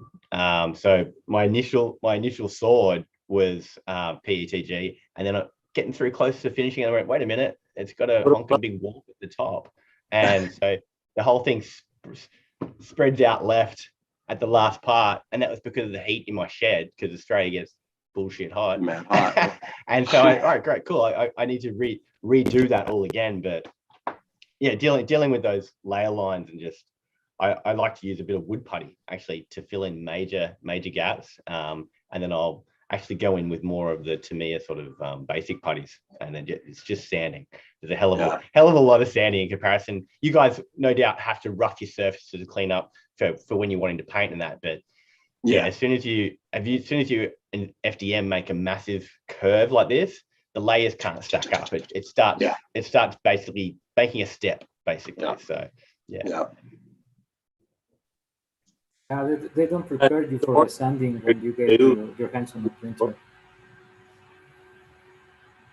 Sorry, I ruined your sentence there. I think I talked over you. Say it again. Sorry, I think the sound matches. I'm saying that nobody prepares you for the sanding work when you get your hands onto a PLA printer, because everything you do on filament, you have to just sit there and sand it and sand it and sand it, and then wash it and then sand it again. And then, oh my God, you break it because you sand it too much. So you need to print another one, and then you start again sanding. And yeah, I know. Yeah. Resin printer are the future. Does that not fucking drive you insane though, having to like all of that shit? Like knowing that there's that something else there that will make fucking that part of it just go away. Does that tempt you ever to be like, fuck off, I'm getting this other shit every damn time? When you do like little pieces that has some sort of detail, then you get to hate the sanding process, even if it's for a prototype, you know? Yeah. Putting sanding paper on a Q-tip and just doing little tiny fold the corner so you get in there. Most of my time goes into cutting little straps of sandpaper and attaching them to toothpaste, and then start sanding with. That's why I only print prototypes. Yeah, nail little ass files like this. Like I've got like a pack of 7, and I'm forever getting the wire brush trying to clear the shit out of it. One day, my mom comes to house and she saw me like, and she's like, "What? Are you doing your nails?" And no, I'm sanding toys. What's a nail file? But you know, and I think shed quarter creations, you kind of talked about this when you were talking about sanding the filamented printouts. There's something sometimes about having it in your hand that allows you to do like 10,000 quality control checks. So personally, like so many people have said to me so far with like what I'm working on, being like, get a Dremel. Why aren't you using a Dremel? Use a Dremel. And it's like, yeah, but you don't understand. Like when I've got it in my hand and I'm sitting there and like every single pass of paint you're going over with the 600 grit, and you're like, I feel like I can tell, like I know if I've missed putting in enough filler in a spot that maybe was like uneven, or if I needed to sand a certain spot a little bit more. Just like you're just connected way more with your piece, I find. And yeah, that tactile feel for sure. Yeah. Yeah, and I don't know. Everybody's doing a different thing too, right? I think that's like the biggest thing we all kind of forget is like even with these drops and even when we're doing pricing, it came up last week because again, you're talking to certain people that are kind of like, Crumbs, we're all a business, and they have to understand. And then you're talking to the other half, they're like, Crumbs, you need to understand, we're hobbyists, we're not a business. And you're sitting there kind of being like, okay, can you two talk then? Because it doesn't really matter what I'm understanding from both of you. Like, if both parties are saying that the expectation of the customer needs to be different depending on who they're approaching, but who they're approaching is going to be dependent on how they view themselves. Oh shit! Because all of a sudden you have somebody who's saying, "I want to give you something that you're gonna understand. I've made perfect. Because I'm a business, and businesses do that." And there's other homie who's like, I made this. People seem to dig it, so I threw it up there so they can buy it if they'd like it. Totally different mindsets of people that are putting this product out there, right? And of course, like the way that they're going to then interact with it, depending on the customer's expectation, is going to be different. Because Joe Blow is sitting there whittling and goes, "Sure, I guess I'll sell you one." When you come back and say, "I fucking hated this," that guy's like, "Fuck you, man. I was whittling on my porch. I don't really give a shit if you liked it or not. Like, eat it, eat one." But the one Right. at Walmart is sitting there going, "Oh shit, I'm so sorry. I promised you would fly to the moon. My bad." Yeah. Totally different. And I think when we're looking at drops, sometimes that becomes really important because I know even myself, like there's certain times you have an expectation of a drop, right? There's an artist that'll stick out in my mind forever where you're sitting there kind of being like, dude, like fucking drop them already. Like you got to drop them. People want them. You need to put a price on them and drop them. You realize after you get to know this person, oh shit, you are making for the fun of making. Yeah, right. That was never your aim to get it into my hands. Yeah, I'm submerged in this market of all these people making toys to sell them. I'm thinking to myself, here's one more cat making a toy, wants to sell it. Why isn't he operating like the other homies? Why isn't he answering my DMs as quickly? Why doesn't he care as much? Is my money not as good? And it's like, oh, Different mindset. totally different mindset. Yeah, and I think that becomes really important with drops because when you're looking at how somebody does a drop, it's going to depend on how they see themselves. They put it in a store. Did they say fuck all? Did they treat themselves like that guy who was quietly just whittling and then like, yeah, sure, I'll make you one. Put it on the list. Like, how do you guys view it when you have a drop coming? How do you want it to be interpreted by the people who like your drop? I'm just laughing at Flops with his, but you got the vinyl in, dude. Yeah, so like fucking this shit, I'm just gonna, I'm really looking forward to it because they're here and I'm holding them and you can see into their fucking soul and all that shit. Those they are did sick. it on them. But yeah, I'm just gonna put them up in the store. I'm gonna like my friend. I'm trying to get fucking a drone. I was talking to Goblin Mob about it the other day. Like you were mentioning to me, utilize Ireland. So I'm like, yeah, fuck, I'm gonna go to somewhere cool, get a drone, have a little fucking stupid set these around a little pond, like a little fairies or something, and then just fucking pan out and play it in reverse or something. Yeah, I'm gonna put up a few posts, put them up in the shop then, limited amount of them, and hope for the best then, Do you have one of the printout ones for comparison? I'm curious now. So which ones? I want to see a printout one beside printed versus the Safubi. Yeah, talk away there. Give me 1 sec. I don't know. For me, I come from a graphic art, graphic design, marketing aspect. So like the toy making is super fun. I'm not taking away from that, but like when I get to shifting into the graphic arts and the hyping it up, that's equally fun for me too. Making stickers, like doing any sort of graphic design is I get up on that shit too. So like that's just a component that like I'm going to put it up in the store, but I guess I'm more of a business than a hobbyist. I don't know. Like I guess the fact that I have a store would delineate that. But I don't know. I'm pretty low key about it. Like hopefully people like them and buy them, but it's not going to break me if they don't. I'm doing it for the fun of it. Like. One thing I think stores there, it doesn't matter whether you're posting pictures of your process, posting pictures of what you currently have available, as long as it's somewhere somebody can actually go back to. Because the amount of, like, some people, they've even said to me in the past, like, they don't have a store, and they'll be kind of like, well, I just throw it on my page. I promise, like, as somebody who entered into this scene, even to this day, if I'm talking to somebody, I'm probably not going to scroll too far down your page and ask if you've got something available.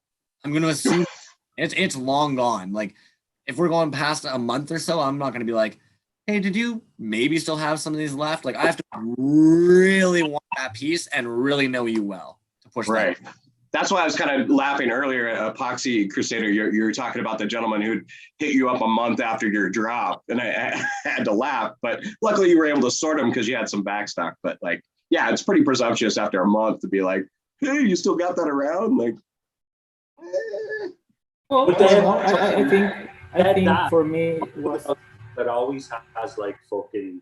If I make one thing, I'm gonna have fucking 20 of it lying around just to be playing with and looking at and shit like that. So that's what I like a lot of the times. Like I've done that a few times with people where I haven't pretended as if it's the day of the thing, and a month later been like, hey.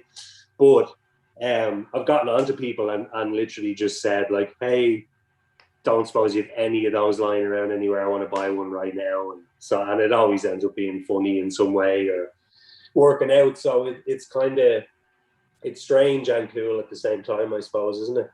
Yeah. And it's a conversation starter, like I said earlier, at the very least, you know, like. Yeah. Yeah, for me, well, me particularly, I think that depends on the figure and on the concept of the figure. I myself don't have like a straight line of work. I do whatever I just get in mind with different franchises and different mixes of franchises. So this guy who DM'd me a month later, I was really happy that he reached me because I still happen to have a couple of the figures, you know. Yeah. The drop I had before that one was from a figure that just got claimed very quick. I made 10, and by the next day the 10 were gone. That was fabulous. And this one, the next one started a bit slow. I still have one of them that a guy from Spain just reached me to ask me if I happen to have one. So I think it depends. As I was saying, I don't think I'm that famous enough just to assume that the drop is going to be well at the first minute. But also, I don't have that low expectations to think that my drop is going to last like for the whole year, you know. So who knows? Who knows? Really, who knows? Yeah. Speaking of creeping on pages, I was just creeping on Sir One's page. Oh. So I'd like to talk to you later, Sir One. Sure. Yeah. Hit me up anytime. Some stuff. Cool. I was doing it 201.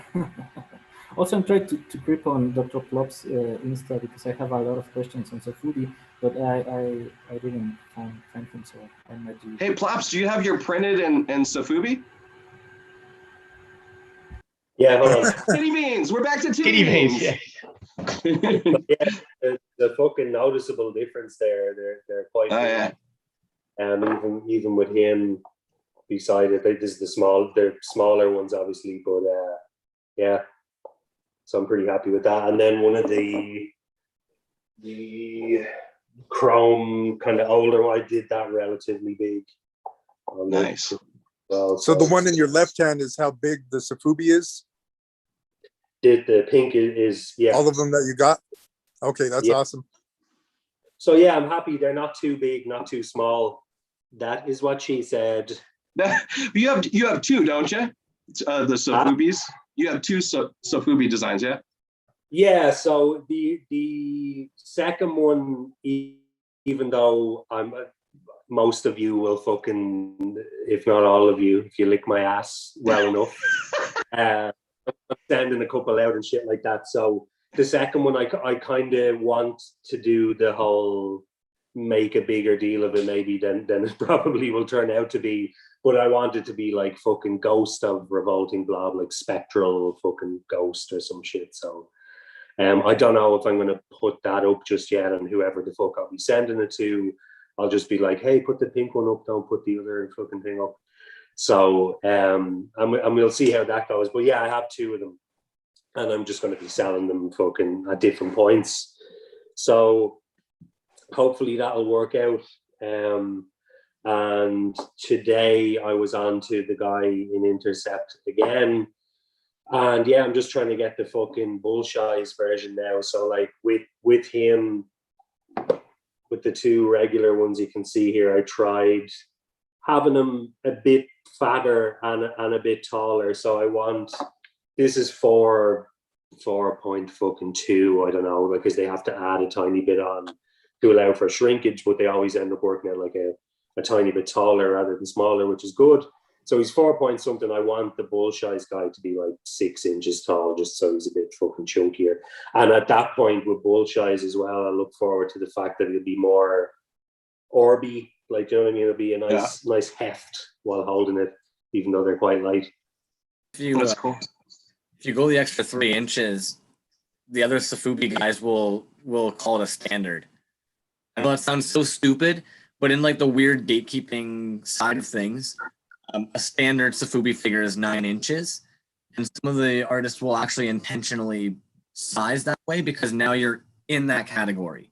So when you're looking at all, and don't forget, mine is made in Hong Kong, so it's the Sofubi, the diehard Sofubi guys will probably be like, fucking, well, it's not Sofubi, it's vinyl. So, well, look, I don't want to fucking piss on anyone's chips.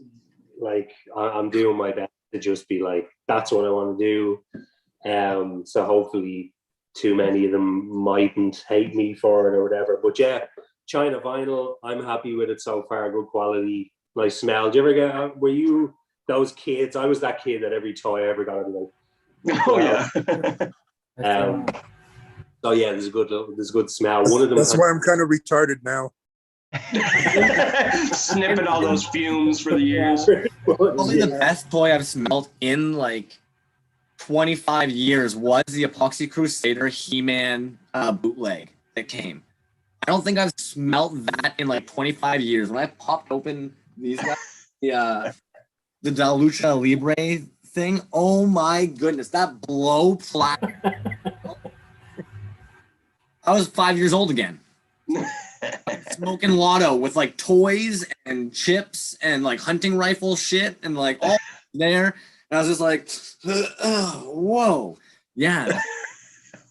He-Man had the best of rooms. He used to like peel back Skeletor's face from his hood, and that was a solid good whiff.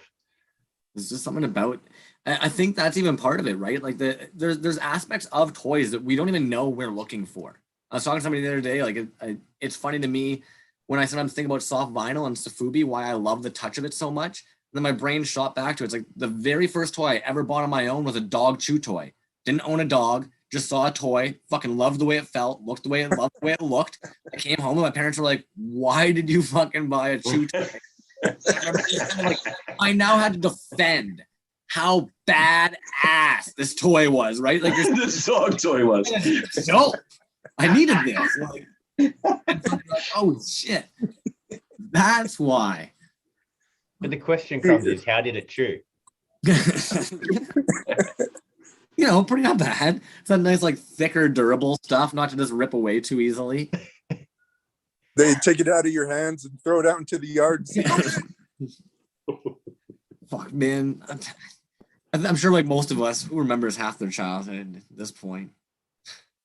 So, yeah, we've got, I think a bunch of you have releases. So, I mean, as we're having a talk about drops, why don't we just fucking go around and talk about some fucking drops coming up? Because, Sir One, why don't you start us off? You've got a drop coming. I do. Come Monday, I'm doing stuff that I was calling, the series I'm calling Nightmare Fuel. But the primary 3 figures are very cutesy, little mummy, little Dracul, and a wolf cub. Not exactly nightmare inducing, but I have a couple little more gruesome kind of one-off type things that'll be just exclusively through my site and not through the other partners. Is that the one I saw where it's like the fucking creature from the Black Lagoon? Yeah. I don't have a name for him. I call him Fish Face, but yeah, that one's on a stained placard. It's got earth magnets to hold it on and stuff. So that one, and then like the Killer Collie, I'm calling it. We call them gills. Gills, yeah. He's got a split mouth and like 6 eyes and shit. But so it's that guy, and then the killer collie, which is kind of my demon dunny type thing, are my 2 other figures in the Nightmare Fuel. But yeah, mostly you'll just see the DIY blanks, because those are kind of the ones that I've been focusing on the most. But yeah, that's it. Come Monday, it's on. Those are gonna be as well, correct? Let's say what? You've got those in a retailer as well, correct? Yeah, I have them. I have them with, let's see, Isle of Misfit Toys. She's Danny there is stocking them. Tenacious Toys is Benny's gonna be stocking them, and then Bubble Wrap is not necessarily stocking them, but they're using them as a platform for a upcoming art show in October. I saw your free stuff you dropped in the comic book store. I thought that looked pretty cool. I'm sorry, you're cutting out. Sorry, bro. I was just saying I saw the free stuff you dropped off to the comic book store. I thought that was a really cool idea, where it's like, Yeah, get it out there as well. I'm traveling right now. I'm actually at my in-laws' place in Oregon. And there's one of the guys that I've done a prototype for. He's got some sticker packs and stickers and whatnot in a vape shop here. And so I just I went over there, and I've been doing a free art Friday type thing where I'll have people come in and tag. I know Crumbs is aware and whatnot, but yeah, so I was on the road, and so I just took a bunch of my Series 1 toys and dropped them next to his sticker display and said, come get them. So I love giving away shit. I tend to do it quite a bit. I don't hit every Friday, but a lot of them I do. But thanks, man. I appreciate it. No worries. In Shed Quarters, I'm curious actually, because you've been props and cosplay, but it seems you might be working on a little bit of like a drop going on as well. What's that? Yeah, so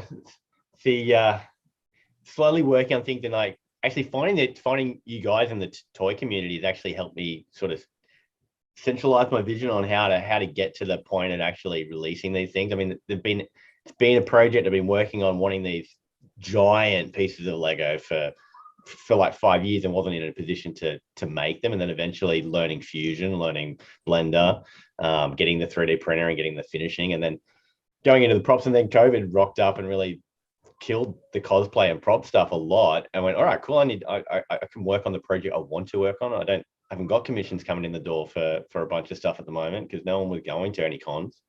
So it's like, all right, cool. I'm just going to centralize on that. And when the big stuff's cool, but to ship it is going to be insane. And I went, wait a minute, I need something that is accessible to people, and I can drive the price down. So all right, cool. I go 8 to 1 size instead of 16, so it's half the size. So yeah, at the moment, working on a shield, working on the Lego sword, and I've also started working on the Lego medieval helmet. Nice. Which I'm thinking about making as a 2-piece setup with the head. Oh, nice. But yeah, I haven't started the finishing of this, guys. I've got to whack out the sword. I've actually got the shield final paint going on at the moment. So pressure pot's almost ready to go, but the vacuum chamber is at my brother's house. So once he brings it over, because he does a bit of he makes carbon fiber racing shoes for cyclists, but there's actually so many similarities with his use of epoxy, the compression that he needs for all that sort of stuff. So it's handy to have him in the shed on the other bench at times, making carbon fiber mess as well. But yeah, so just trying to get to that point, and then in the back trying to do those extra bits and seeing how you guys are all doing things, and yeah, just trying to take in all the different possibilities to try and do it. And being in Australia, it makes it interesting for that shipping stuff, which hence I'm trying to get that smaller stuff, something that's more accessible and easier to ship out than some of this more heavy stuff. That's going to be probably for the people that really want something dead hard. They want something nice, big for their wall, whereas these guys need to be a little bit more accessible. But it's been an interesting process because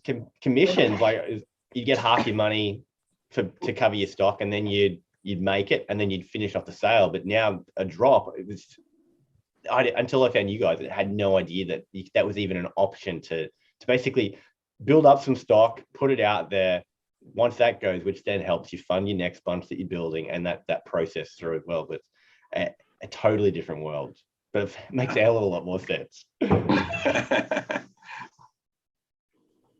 And Dr. Plups, you're on fire, man. Like, not only have you done the resin casting pouring part before, but you literally just banged out a drop of printed figures. You've got vinyl in hand. Like, how are you just fucking keeping on top of this ball that you're rolling, man? It's all just coming together at the right point. Like I think I told you before, it was just after Christmas that I got the ball kind of semi-rolling with the vinyl. So like that, technically that part took ages, but the culmination of me fucking starting all that shit and speaking to you about being like, hey, I'm Dr. Plops, here's all my shit, but I haven't got any shit yet. Look at my stuff, I'll fuck your feet up with my grid posts and shit. So it's nice to be past that point where I actually get to hold something and whatever. So yeah, I'm loving it. I think with that, for me anyway, it's just a case of being an impatient little fucking pest, you know. I'm just, hey man, any progress pics? Any fucking this, that, or the other. So yeah, he definitely has to work hard for his money, fucking dealing with me, because I'm constantly, at least once every 2 weeks, I'll just be like, hey, anything to show me or whatever. So it was cool getting all the progress shots in between, because obviously I got the wax and then I got the first prototype thing. I think they were white. How long was it from the time that you sent the STL file to the time that you got your vinyl in hand? I'll have to look at an email to get that figure. Fuck you. I'll have to look at an email. I don't have it right in front of me. I'm not pressing anything off this fucking screen in case it blows up. Yeah. Can you hear me? Like at the most it's 6 months, at the least it's like 4 months. So certainly China fucking vinyl, whether it's just his place that are a bit more accessible at the moment than others, I don't know. But yeah, that's vinyl wise anyway, that's how quick it's been. So it's quick in reality, but to me, every second of the way, like I said, it was just giddiness and waiting, you know. And then, You know, on a side note, what I've really been enjoying out of you, Plops, is seeing your remixes of like Digital Horseplay, and then the last one was Mentos Donut. Like, it's cool to see the pieces that I already familiar with, but they're like, oh shit, he's bastardized another one. Like, you know. Yeah. Open that, to be honest, you know. Whether people think they're as shit as other stuff I do, I don't know, but certainly the more recent Mr. Mento one with the donut, I had fucking great fun doing that, you know. Oh yeah, freaking around and making them look disgusting. So it's interesting. So like that's the type of shit where I would happily do a small handful of my own stuff a year in between all the resin, 3D printing, vinyl, everything. I'd love to devote an amount of time to that, to be like, here's the fucking mashup little minifigure pack, you know, because your average Mr. Mento, is it Johnny Sprinkles or yeah, Jimmy Sprinkles or something like? It's yeah, about the size of a CD, I'd say, in reality. So like being able to fuck around with it, make my gimpy Dr. Plops version and have the original version, I'm hoping to create something with each person where we get to kind of introduce the two different styles into the minifigure market or whatever. Not into, don't get me wrong, I'm not creaming myself over the fucking business end of things. It's more just here's more shit, you know. Yeah. Well, you can expect I'm going to be sending you some STLs, because I want some Plops versions of the Little Nightmares guys. So yeah, whether it sees the light of day or not. give your mummy a little mummy boner or something like that would be good. A good cold nip. There you go. Yeah, you go nuts. Go nuts. Happy days. You have you opened up a store with your last drop. Tell us about that. Like, what was that like? Grabbing a store, learning curves of that, and everything. Me? Yeah. Like that's the boring part of it to me, because it involves me sitting there going, okay, right, big cartel, fucking sign up, link this, link that, make sure this option is available. I put the fucking thing up. Within an hour, I was like, oh, fuck, these things aren't registering that they're selling, so I don't want to fuck up anyone's option choices and stuff. And then it's like, sign up for your monthly plan to be able to fucking see if anything is sold to the customer and stuff. So yeah, but like once that boring shit is out of the way, it's cool. It is what it is. It's just it's another, like, I like the fact that it's the little bullshit link you can just put in the website part of your bio, and it pops up there, and then just making it that bit easier for people to be like, oh cool, they have shit for sale, I'll fucking tap on it, You say it's the boring stuff, but what sucks is that everybody at some point is gonna have to do it. So it's the boring stuff, but at some point everybody's like, okay, do I go big cartel? Do I go Etsy? Do I go? And then, like, let's face it, man, I'm using you as an example here, because I remember when we were chatting the night of, you went to that, man, ball was rolling, and I was like, dude, I'm seeing things are leaving. It seems like your sales going well, and you're like, I already had to fucking upgrade my account already. And it's like, yeah, that's one more of those realities we'll talk about. We see everybody doing props, we see them doing different ways, but nobody actually says like, oh, and by the way, customers, this was a $30 expense that I had to put on my store, that I paid for my URL, that all these other factors, right? Like those are costs that are getting worked in. But like you said, it was an hour into the sale, and then all of a sudden you're like, oh shit, this isn't deducting inventory. You might have had like 10 people trying to order the same grape fucking blob, and if you wouldn't have caught it, all of a sudden you're like, oh crap, I've got to email all these people, try and check the timestamps they went through, message them, tell them what inventory I actually do have. It's the boring part. Yeah, it happened with the bigger ones, because there was only like 3 or 4 of those, and that's the part where I copped on, and I was like, oh shit, I better put it on fucking maintenance mode or whatever. But I suppose, it's not me giving out, it's me kind of just like, in terms of calling it boring, it's just something like big cartel exists. There's a million other fucking things that do the same job that anyone can use. The only part that pisses me off is the fact that, like, yeah, give it to me for free and limit me to putting up 5 pieces before I have to pay something. Well, at least allow me to fucking check the one important piece of information, which is that the list that comes up for the customer says sold out beside it, without having to pay €10 a month just so someone can see that it's not available, It was just the kind of ridiculousness of that element of it. But look, it's €10 a month. I'm not going to fucking lose any sleep over it, Where are you going, Crumbs?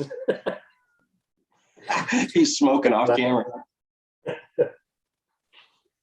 Drinking coffee and smoking at the same time. Yeah. I hope he's not cutting it out. That needs to be advertised. I know you called him on it last time. That's what I'm saying. Like, fucking imagine his new like logo video or whatever. It's just like a puff of fucking smoke making up his logo with dash. That would be cool. That'd be a cool logo idea, though, for him laying down, and then the smoke would be making his logo. That'd be awesome. Yeah, I don't know if you heard any of that, Crumbs. Did you? So I don't know how you guys can go basically 2 hours every time we do this, and nobody has to freaking go to the washroom ever. I just went. We both went at the same time. That's my dad instilling that into me as a child. Before you go anywhere, it's like, do a fucking piss before you go. I'm not stopping the fucking car. I did mosh pit training for this. Like, I just chug in a beer, go to the bathroom, and then I can stand for 4 hours just without going to the washroom. But you got to be moshing. You're basically doing a pee dance to heavy metal. In the mosh. I've just been filling this up. Great. As I was gonna. Yep. I just been carrying around a bottle. That's what I do. With the wide mouth. I mean, Goblin Mob, you've had several drops. In my opinion, your Trolls drops went super well. Your friggin' hand and your Creep Castle went fucking so well. Because we were talking about claims, but all of a sudden they're just gone. I remember when I messaged you about your Trolls, I was like, man, like I need to know when these ones hit. Because your fans, they ransack your store like it's fucking Good Friday or something every time you do a drop. What are your experiences? It's a good thing. How is it going? Is that what you asked? Well, what are your experiences with like dropping resin in your store? You've got the prints in your store. You're gonna have merch soon. You're working on getting some vinyl. How do you approach a drop usually? Just make sure that I have everything available. As I do the box and then I do the background and just make sure I have all the figures available. But now that I do the Safubi, it's available. It's now just a process of getting the promotion out there, which I'm doing right now. I just wanted to let it sit a while, just build up that anticipation. And then after a while, well, at least for, I thought, am I really building up anticipation or are people forgetting? So just got to throw it out there Online. and to remind people what's going on. And I always think that's a good idea when you do a figure drop that you pay promotion. So you could, not only do you build, or you've built the fan base that you have, or the supporters that you have, you go beyond that and get a couple more and see everything that you're doing and add to that. It's just a good thing to do in general. Yeah. Just to go beyond what you're doing right now. The real question is, when are you finally going to accept that you're going to put up 6 claws instead of 7 and just give me 1, please? Yeah. Well, Well, yeah, Crumbs wanted 1 too, so 5, I guess. perfect. Yeah. They should be going, I'll say they'll go up next weekend. Nice. They'll be done. There really ain't much to it. I just have to put the box together and we're capping off the bottoms and it's pretty much it. And then right away, I'm going to do the castle. And then maybe in between there, I told you about that is the clear claws that I'm getting with glitter in them. I think I'll do that in between the castle and this one. So I'm going to do it pretty quick. And I don't think I'll sit on much like I thought, but I'm going to do those 3 and then sit on and wait a while and do a couple more. Because I'll also have figures in stores that are going to be their store exclusives. So I'll just say that this is where they are. If you want one or you're nearby, just go to that store. That's cool. And I did figures that are incorporated their logo color. So the claws are their store color. You've made this like a fucking Easter egg hunt now, man. What the fuck? It's Hiding shitty. out in the bushes too. Like, where will the 7 be? Oh, come on, like put up 70. I want 20 of them. You know. But I'm dying for it. I can't wait to get my hands on one. Are the castles Sofubi as well? Yes. Nice. Happy days. Yeah, and then I think I told Crumbs about it, or I posted a video. I'm going to do a 3-piece figure. Well, I guess if you do a head and a body, is that considered 2-piece still, or would it just be 1 piece? So what I'm doing is I'm doing that figure, and I'm also doing a coffin that fits with it, so the figure will fit in the coffin. And I'm going to send that as soon as possible to get that done in Safubi. Nice.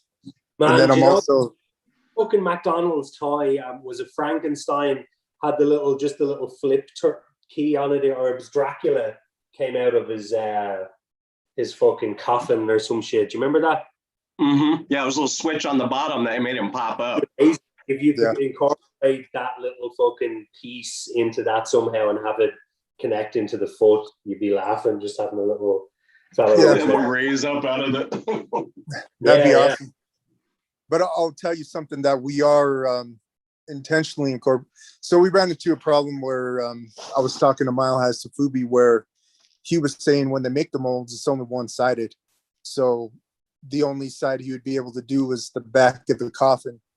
So the front of the coffin, if you look at Safubi, or I don't know if it's just how Mile High does it or the Chinese proofs that we got, but it looks like slime on the inside of the figure. So we were going to do the two-sided of the coffin.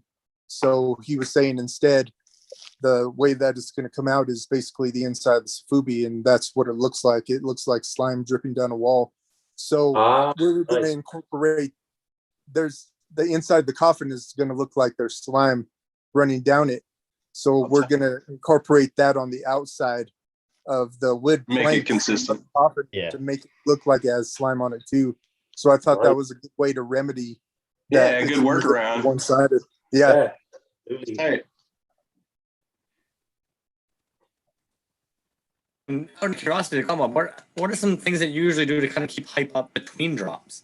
Because that's something that you were kind of talking about when you're waiting for the vinyl to come in and you're kind of building that hype. What do you kind of do to keep that hype? You're talking to me? Yeah, sorry. Oh, I do the occasional post of figures. I do my bullshit YouTube videos. So those get a couple views once in a while. But just showing the, like, if you scroll down my page, I try to keep, I've said that a few times, no matter what I do, everything's going to be of the same quality. So I'm not going to put, from doing videos to anything I do, it's going to be that top-notch quality. I can't just post something and say, oh, this is okay. And I don't know. I just can't do that. It's gotta, I just like to think that all resonates in one. This is as good as what the figure is going to be. And, even though I might post a figure that I just got, it's, when is he going to come out with the figure? I think they'll just, the suspense is building, I guess. I don't know what I like to think. I don't know what other people think, but that's how I like to envision. I would like it to be. Doesn't mean that it necessarily is. So you just had a drop as well. It did well. You had two drops, actually. You had the Blinky and you also had the McDeLorean. And you've also got the shirt store up and running. Why don't you give us a little talk about how you operate drops and sales? Yeah, well, before the Mandalorian, I have this job for the little motion cringe figures, the Mario film figures one, and I sent you. This whole thing about the shirt store, one of my dream jobs, like the dream job number 888, was to make shirts at some point. And then I discovered this TeePublic site, and it was like very, very interesting because for me, well, the way I think this thing is, it's some sort of free money, you just make the design and upload it to the site, and it's a print on demand store. So they make shirts, mugs, notebooks, pillows, etc. So I think it was a good way of having some like money under the couch sort of thing, because they send me money every month of the sales I've made from the shirts, and that helps me build and buy materials for drops of the resin figures.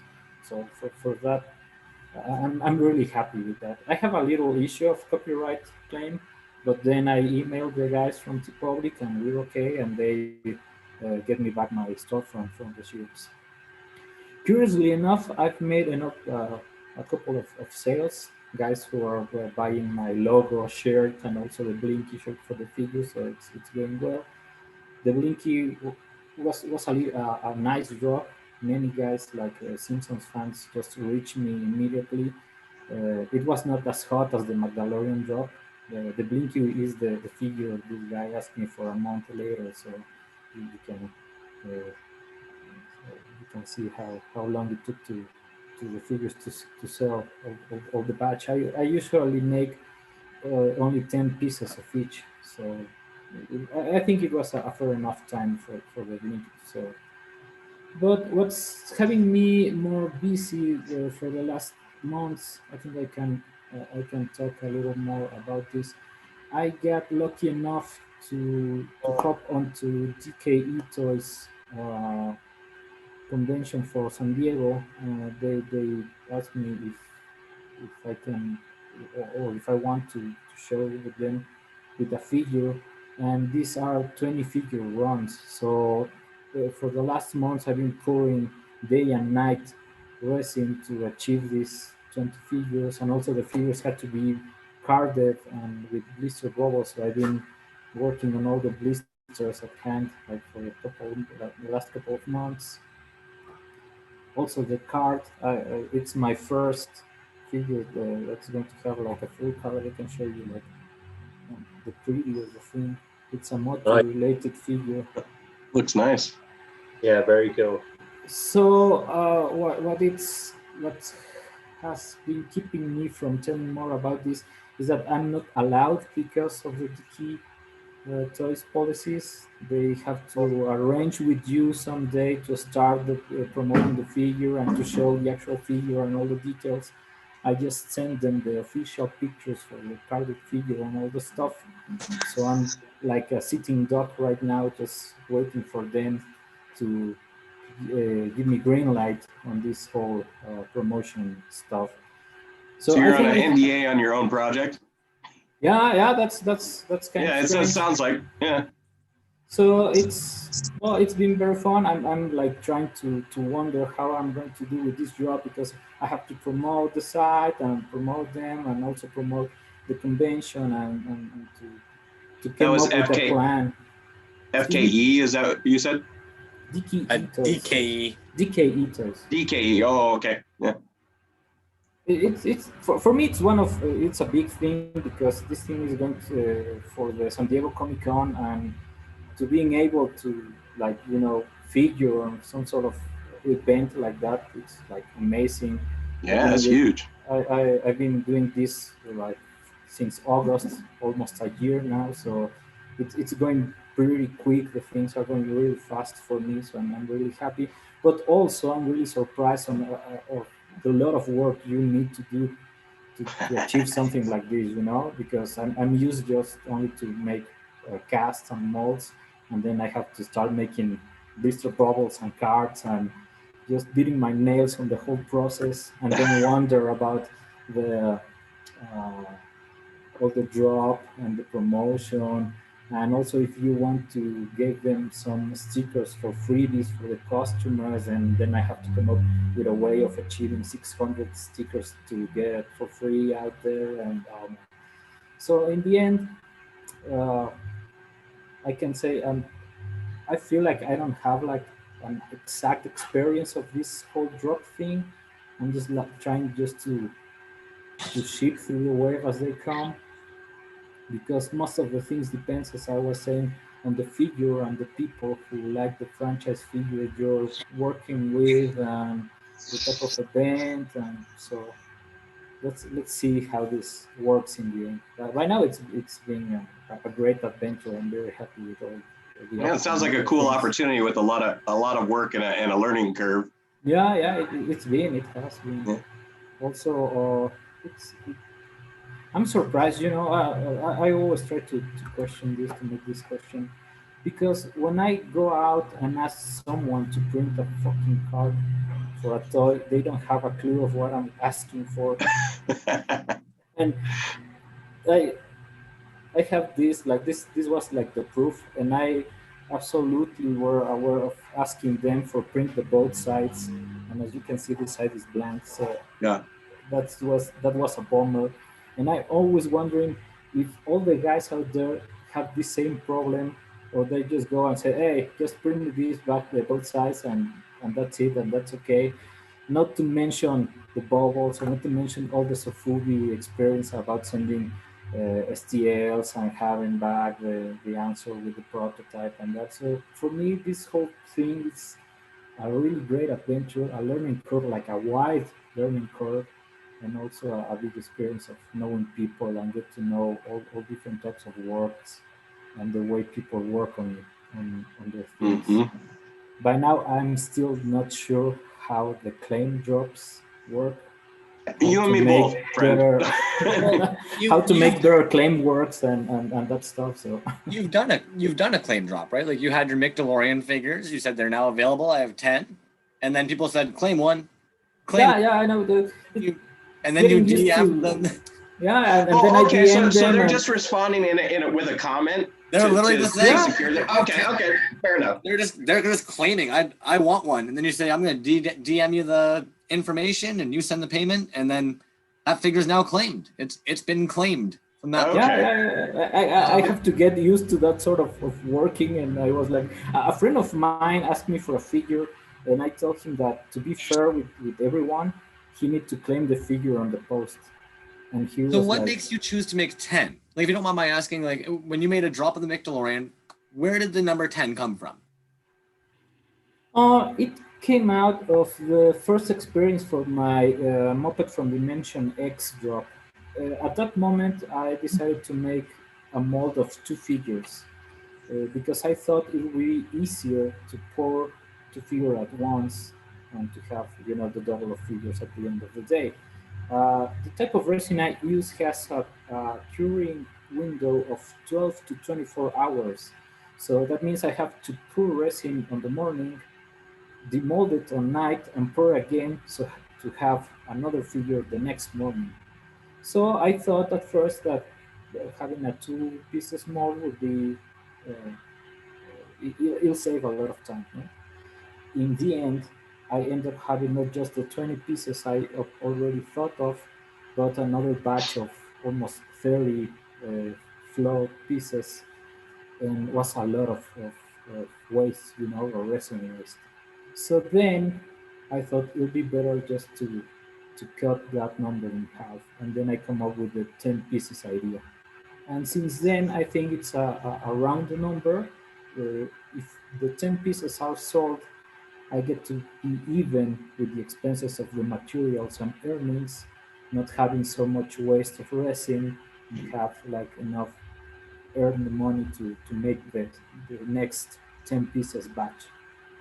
But So you do make 10 though, with the intent always being to do a sale of them. yeah, at least those 10. Although I always open to trades. If you see my posts, my drop posts, I always try to trade with artists.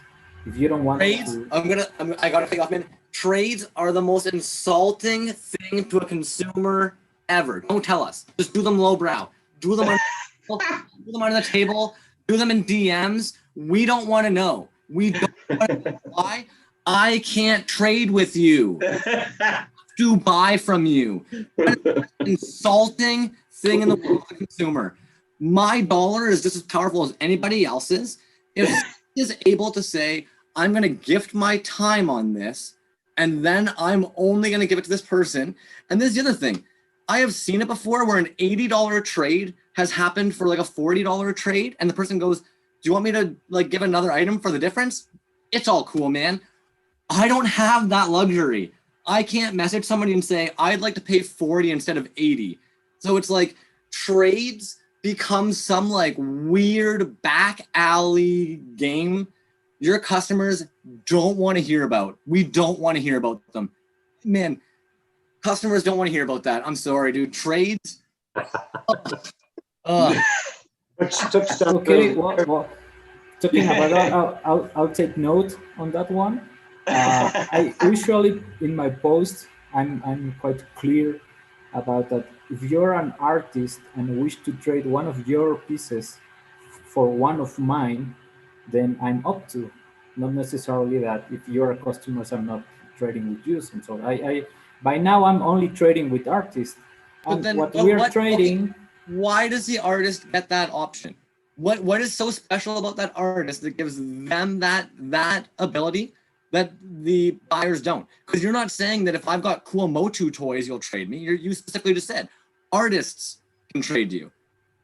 how come customers can't come to you and be like, I've got some really rad Lego, or I've got some paint, or I've got, you know, A customer I was tattooing one day came in and say the tattoo was like fucking €400 or something, all day session. Like she came in, she was a good customer, and she was like, I don't have the full 400, I only have 3 or whatever it might be. And she had a bag with a fucking Super Nintendo, about 20 Super Nintendo games, a PlayStation 2, some other shit in there. I was like, yeah, fucking brilliant. I'll take that shit. Yeah, you had to do that. I was putting it up for the like the way you did it, Epoxy Crusader, like where it's artists, it cuts out some of the psychos in the mix who might be like, hey, I have this fucking Playboy magazine that I fucking came all over. Would you think about fucking giving me some? I watched somebody advertise 7 toys, right? I watched them advertise that they were gonna have 7 toys available. And by the time the claim drop happened, there were 2. And you know what I said to myself? That motherfucker traded a bunch of people in the back end before anybody got an opportunity to even pick a fucking one they wanted to buy. Fuck that fucking piece. I didn't buy it.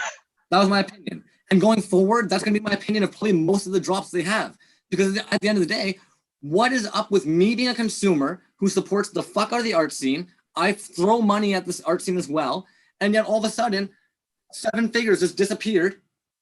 That I saw them available. I've made these 7 things, and then they were just gone, and I never even got a chance to fucking claim them. There was 2 available for claim.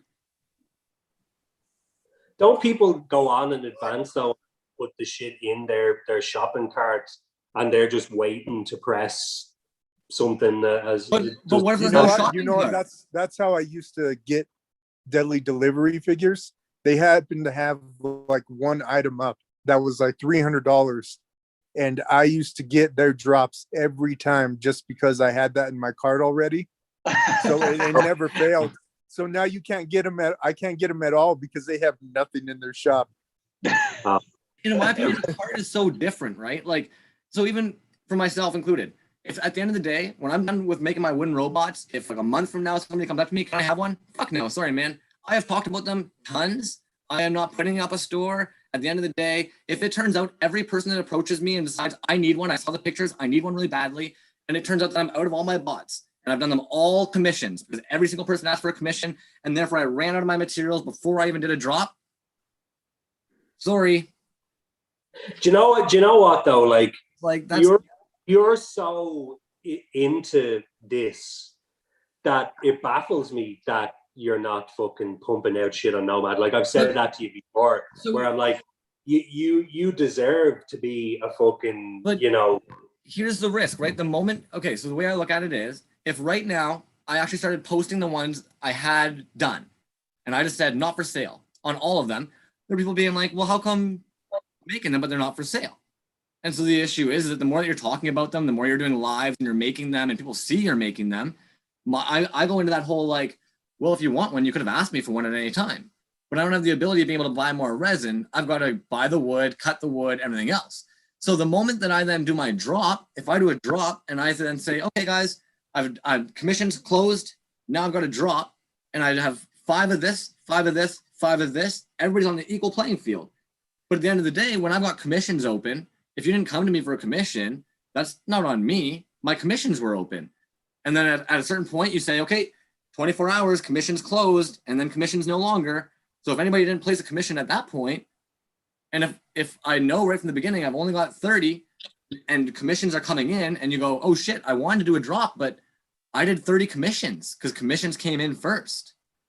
Then in my opinion, it's like there wasn't a drop to be had because unfortunately I was taking commissions and everybody knew commissions were open. It's not like you were like telling this guy like, hey, my commissions are open. It's like, no, I'm right now, it's live. It's like, if this gets 150 views, that's 150 people in the toy community that are just like, oh shit, okay, Crumbs has commissions open.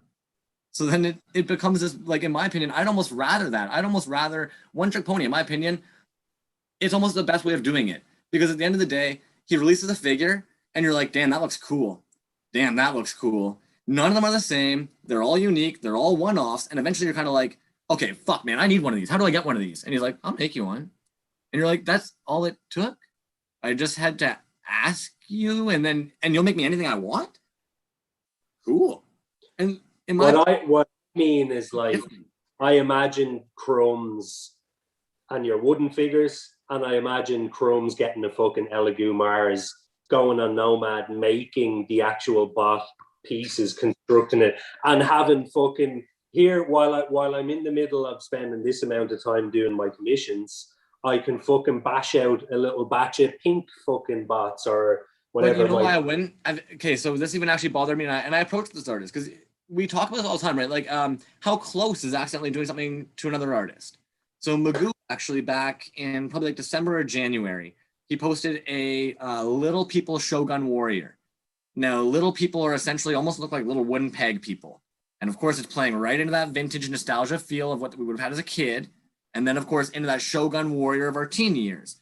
And my brain instantly went, motherfuck, we're on the same page. This dude literally lives like 2 hours away from me. Of course, we both thought nostalgic, little fucking toy, cool, vintage robots. So then he, though, does 3D printing.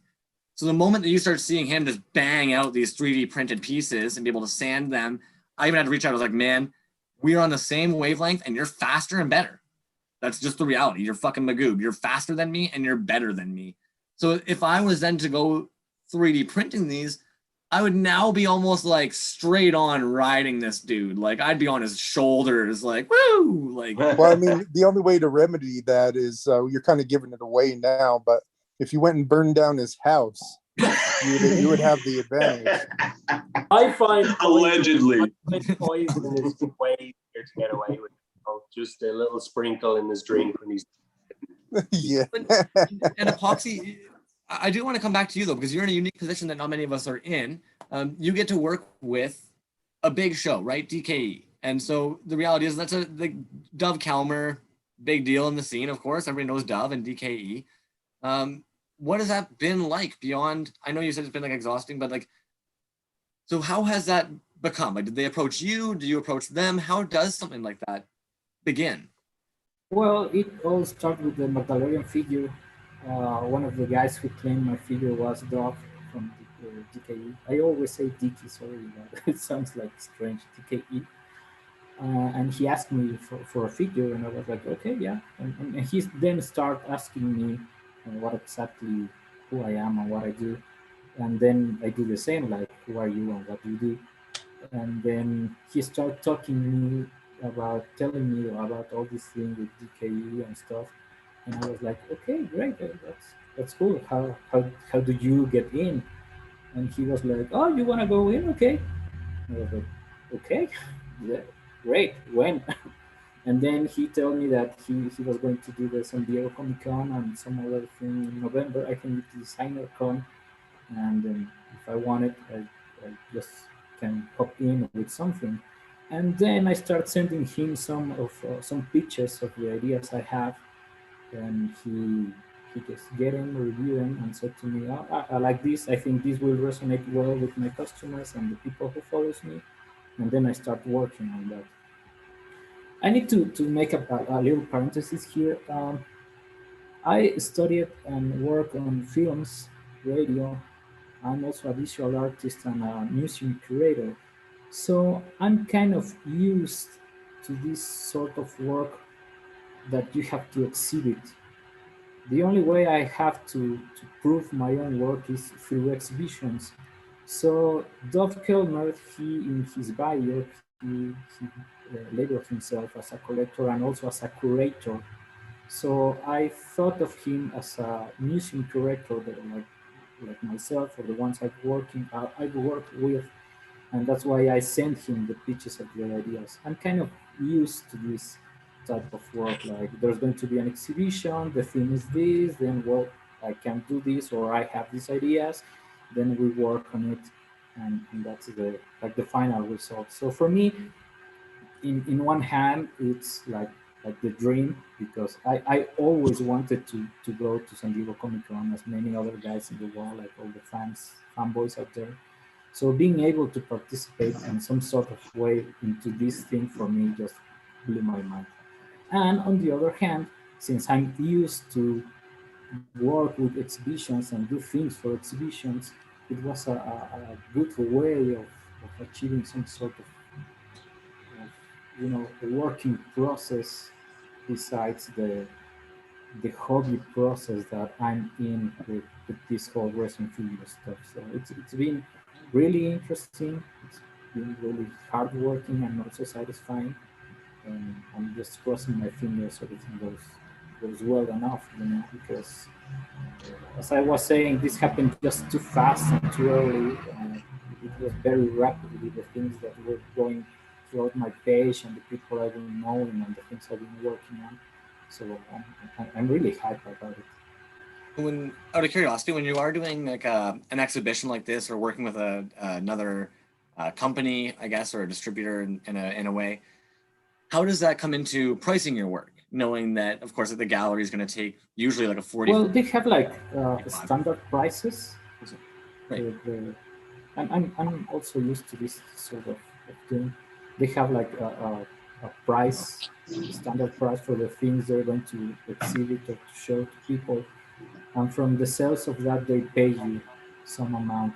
Like, for example, in the art world, every time I've sold an art piece or something, I have to to get to the gallery the 18% of the sale. So they Right. rate the prices. Uh, I don't know. In the art world, it's very consistent. In this particular case, they seem to have like this standard price for the size of the figure, the type of figure, if it's only casted or if it's resin and it's unpainted, or if it's printed, does it have a bag, does it have a card? Like, for example, Doc was very clear to me that all the figures must be carded with a blister. That's like the standard. Yeah. Unless the box itself, as in the Magdalorian, was something like that goes with the narrative of the figure itself, or that can be justified by the figure itself. So as I'm saying, I'm used to this sort of. The last show I was as an visual artist was some sort of retrospective of the doings of a famous curator in Mexico in the late 70s. So I have to adjust to the theme of the exhibition and do the working through all this, also having in mind the other artist or the other thing that's going to be in the exhibition itself. In this particular case, I feel more free than other times because I only need to pitch my idea and don't worry about the other things that are going to be shown. They put the price for the thing. We get to an arrangement of the payments, and there are some deadlines of the things you need to go through, like sending the official pics, waiting for the start of the promotion, and releasing the feature and the ideas. So if I was a starting toy maker and I was approaching you yourself and asking, hey, I would love to get into DKE as well. What are some things that I should know when working on my work, pricing my work, all those things? Because I guess I'm kind of looking at it as, if I'm selling from my house and I'm accustomed to be able to price out my work where I know it might be $23 or $30 to ship out from here to anywhere in the world, and it costs me $20 to make the toy, I'm like, okay, $50. But now if I've got to ship it to you in Mexico, and then you're going to sell it there, and you'd also like 50%, and then on top of that, if I don't sell them, I need to actually get them back to me. I'm just kind of curious, like, how does that all come in then? When I'm pricing my work, I don't have to think about, okay, this is going potentially two ways, and somebody else is now taking 50% of what I'd wanted. So how do you have to kind of like work that into your costs? Yeah, what I would say is that you have to have in mind that this goes more into the promotion than into the earnings itself. Dov was very blunt with me about this. Like, he from the beginning told me that, I'm not going to pay you like a lot of money because I need to pay for the whole, the stage and the whole production thing. But you get to do something with us for San Diego Comic Con. So I'll pay you in publicity. yeah, some sort of big publicity. I've heard that a lot. Yeah. I'll pay you in promotion. Yeah, I've heard that a lot. I've been there like many times. I also was a musician as a teenager, and I've done that like many times. Also, the museums pay you in some sort of promotion because it's I don't like that, but it's some sort of part of the job, like being like an emergent artist or indie artist or whatever. You always need to hop in the exact platform for you to be available for more people and then to be independent from them again to hop into another platform. So I think that as long as you have this process clear, it's always fun and interesting. But the moment you think of these opportunities as a way of working, then you're going down because you're not receiving the exact earnings of your job. You're receiving some sort of focus and publicity that eventually will help your work, but it may not. you know I'm very happy to have this in San Diego, but what if the people in San Diego just saw my figure and think it's trash? So that goes for nothing. But what if they think it's marvelous and they want more? That's the shot. It's always like a flip of coin. But you have to have these ideas clear in your mind because it's not like the let's say it's not the way of the artist, it's the process of being known as an artist. That's way too different from the other thing because you cannot taste your ability or your creativity into these exhibitions. It's just a platform you hope in just to gain like eyesight. So as long as you have that very clear in your mind, I think you're good to go, and that's it. Because there's no other way you achieve any other benefits from it. I think it definitely has its pros. I think working with galleries in general, like Skinner, even did, like a really good video on it recently. At the end of the day, like it depends on the gallery. Right? In your case here, you see a mutual benefit in working with this gallery, and I think that's important no matter what time you're working with somebody else, or like whether it be a retailer or gallery. That mutual beneficial, and you have to enjoy what you're doing. But I mean, that kind of comes with the contract part. If you don't see it, then you're not gonna do it. Yeah, it's very difficult. I remember when I was a teenager and I had my rock band. We went to this process of selling the actual tickets of the venue, and the more tickets we sell, we get to earn some money. And I always against that. And every time I do some concert or something, I always try to have uh, like a ticket value from the beginning instead of you gotta pay the artist. But you have to always remember that there are these points where you are not famous enough and you are not that known enough to be, let's say, valuable. you know? And to get to that point when you are valuable enough to get the whole pay of the whole earnings of your things, you need to do a lot of things, and it's some sort of trial and error uh, process and progression. From the day one, you need to have this clear so you can advance because there's a lot of temptations. There's always this producer or guy who uh, tell you that you're going to be ultra famous and you're going to be the next rock star or the next big artist or whatever, but you need to invest, blah blah blah, and then I'll give you this publicity, blah blah blah, and you sometimes get blinded by these ideas and goes just straight forward, and then just you end up hitting your nose with a brick wall. But then you get to like balance some of the earnings with the expenses of the thing you're doing, hoping to achieve something, and sometimes it does. Or sometimes you get to just crash in the perfect site or hop into the perfect platform, and then you go on. That's for me. I have a couple of experience, both bad and both good in this sense, because one time I get to curate for a very important museum just because I trust my instincts of just having two-way earnings.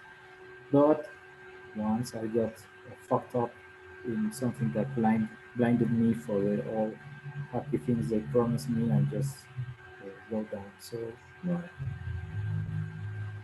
I got to bounce, guys. Yeah. Definitely keep me in the mix next time. This has been great. Yeah, and I think 2.5 hours is a good point to cut it anyways. I got family, you know, so. Sorry if I ramble on this. I No, just no, want no, to man. I get think my this has been head very clear. beneficial. It's Thanks, definitely- everybody. Thanks, And everybody. I'll catch you. Take care. Take Cool. care. Yeah, but you guys have a good ending point as well. And if anybody doesn't have anything else to add in or toss in, I'm going to go as well because Yeah. I'm my wife, so I'll get up and watch something with her for a while. But it was a pleasure chatting with all of you. Thank you very much for thanks, folks. for having me and chatting and stuff like that. It was really cool. So I hope to see you all soon.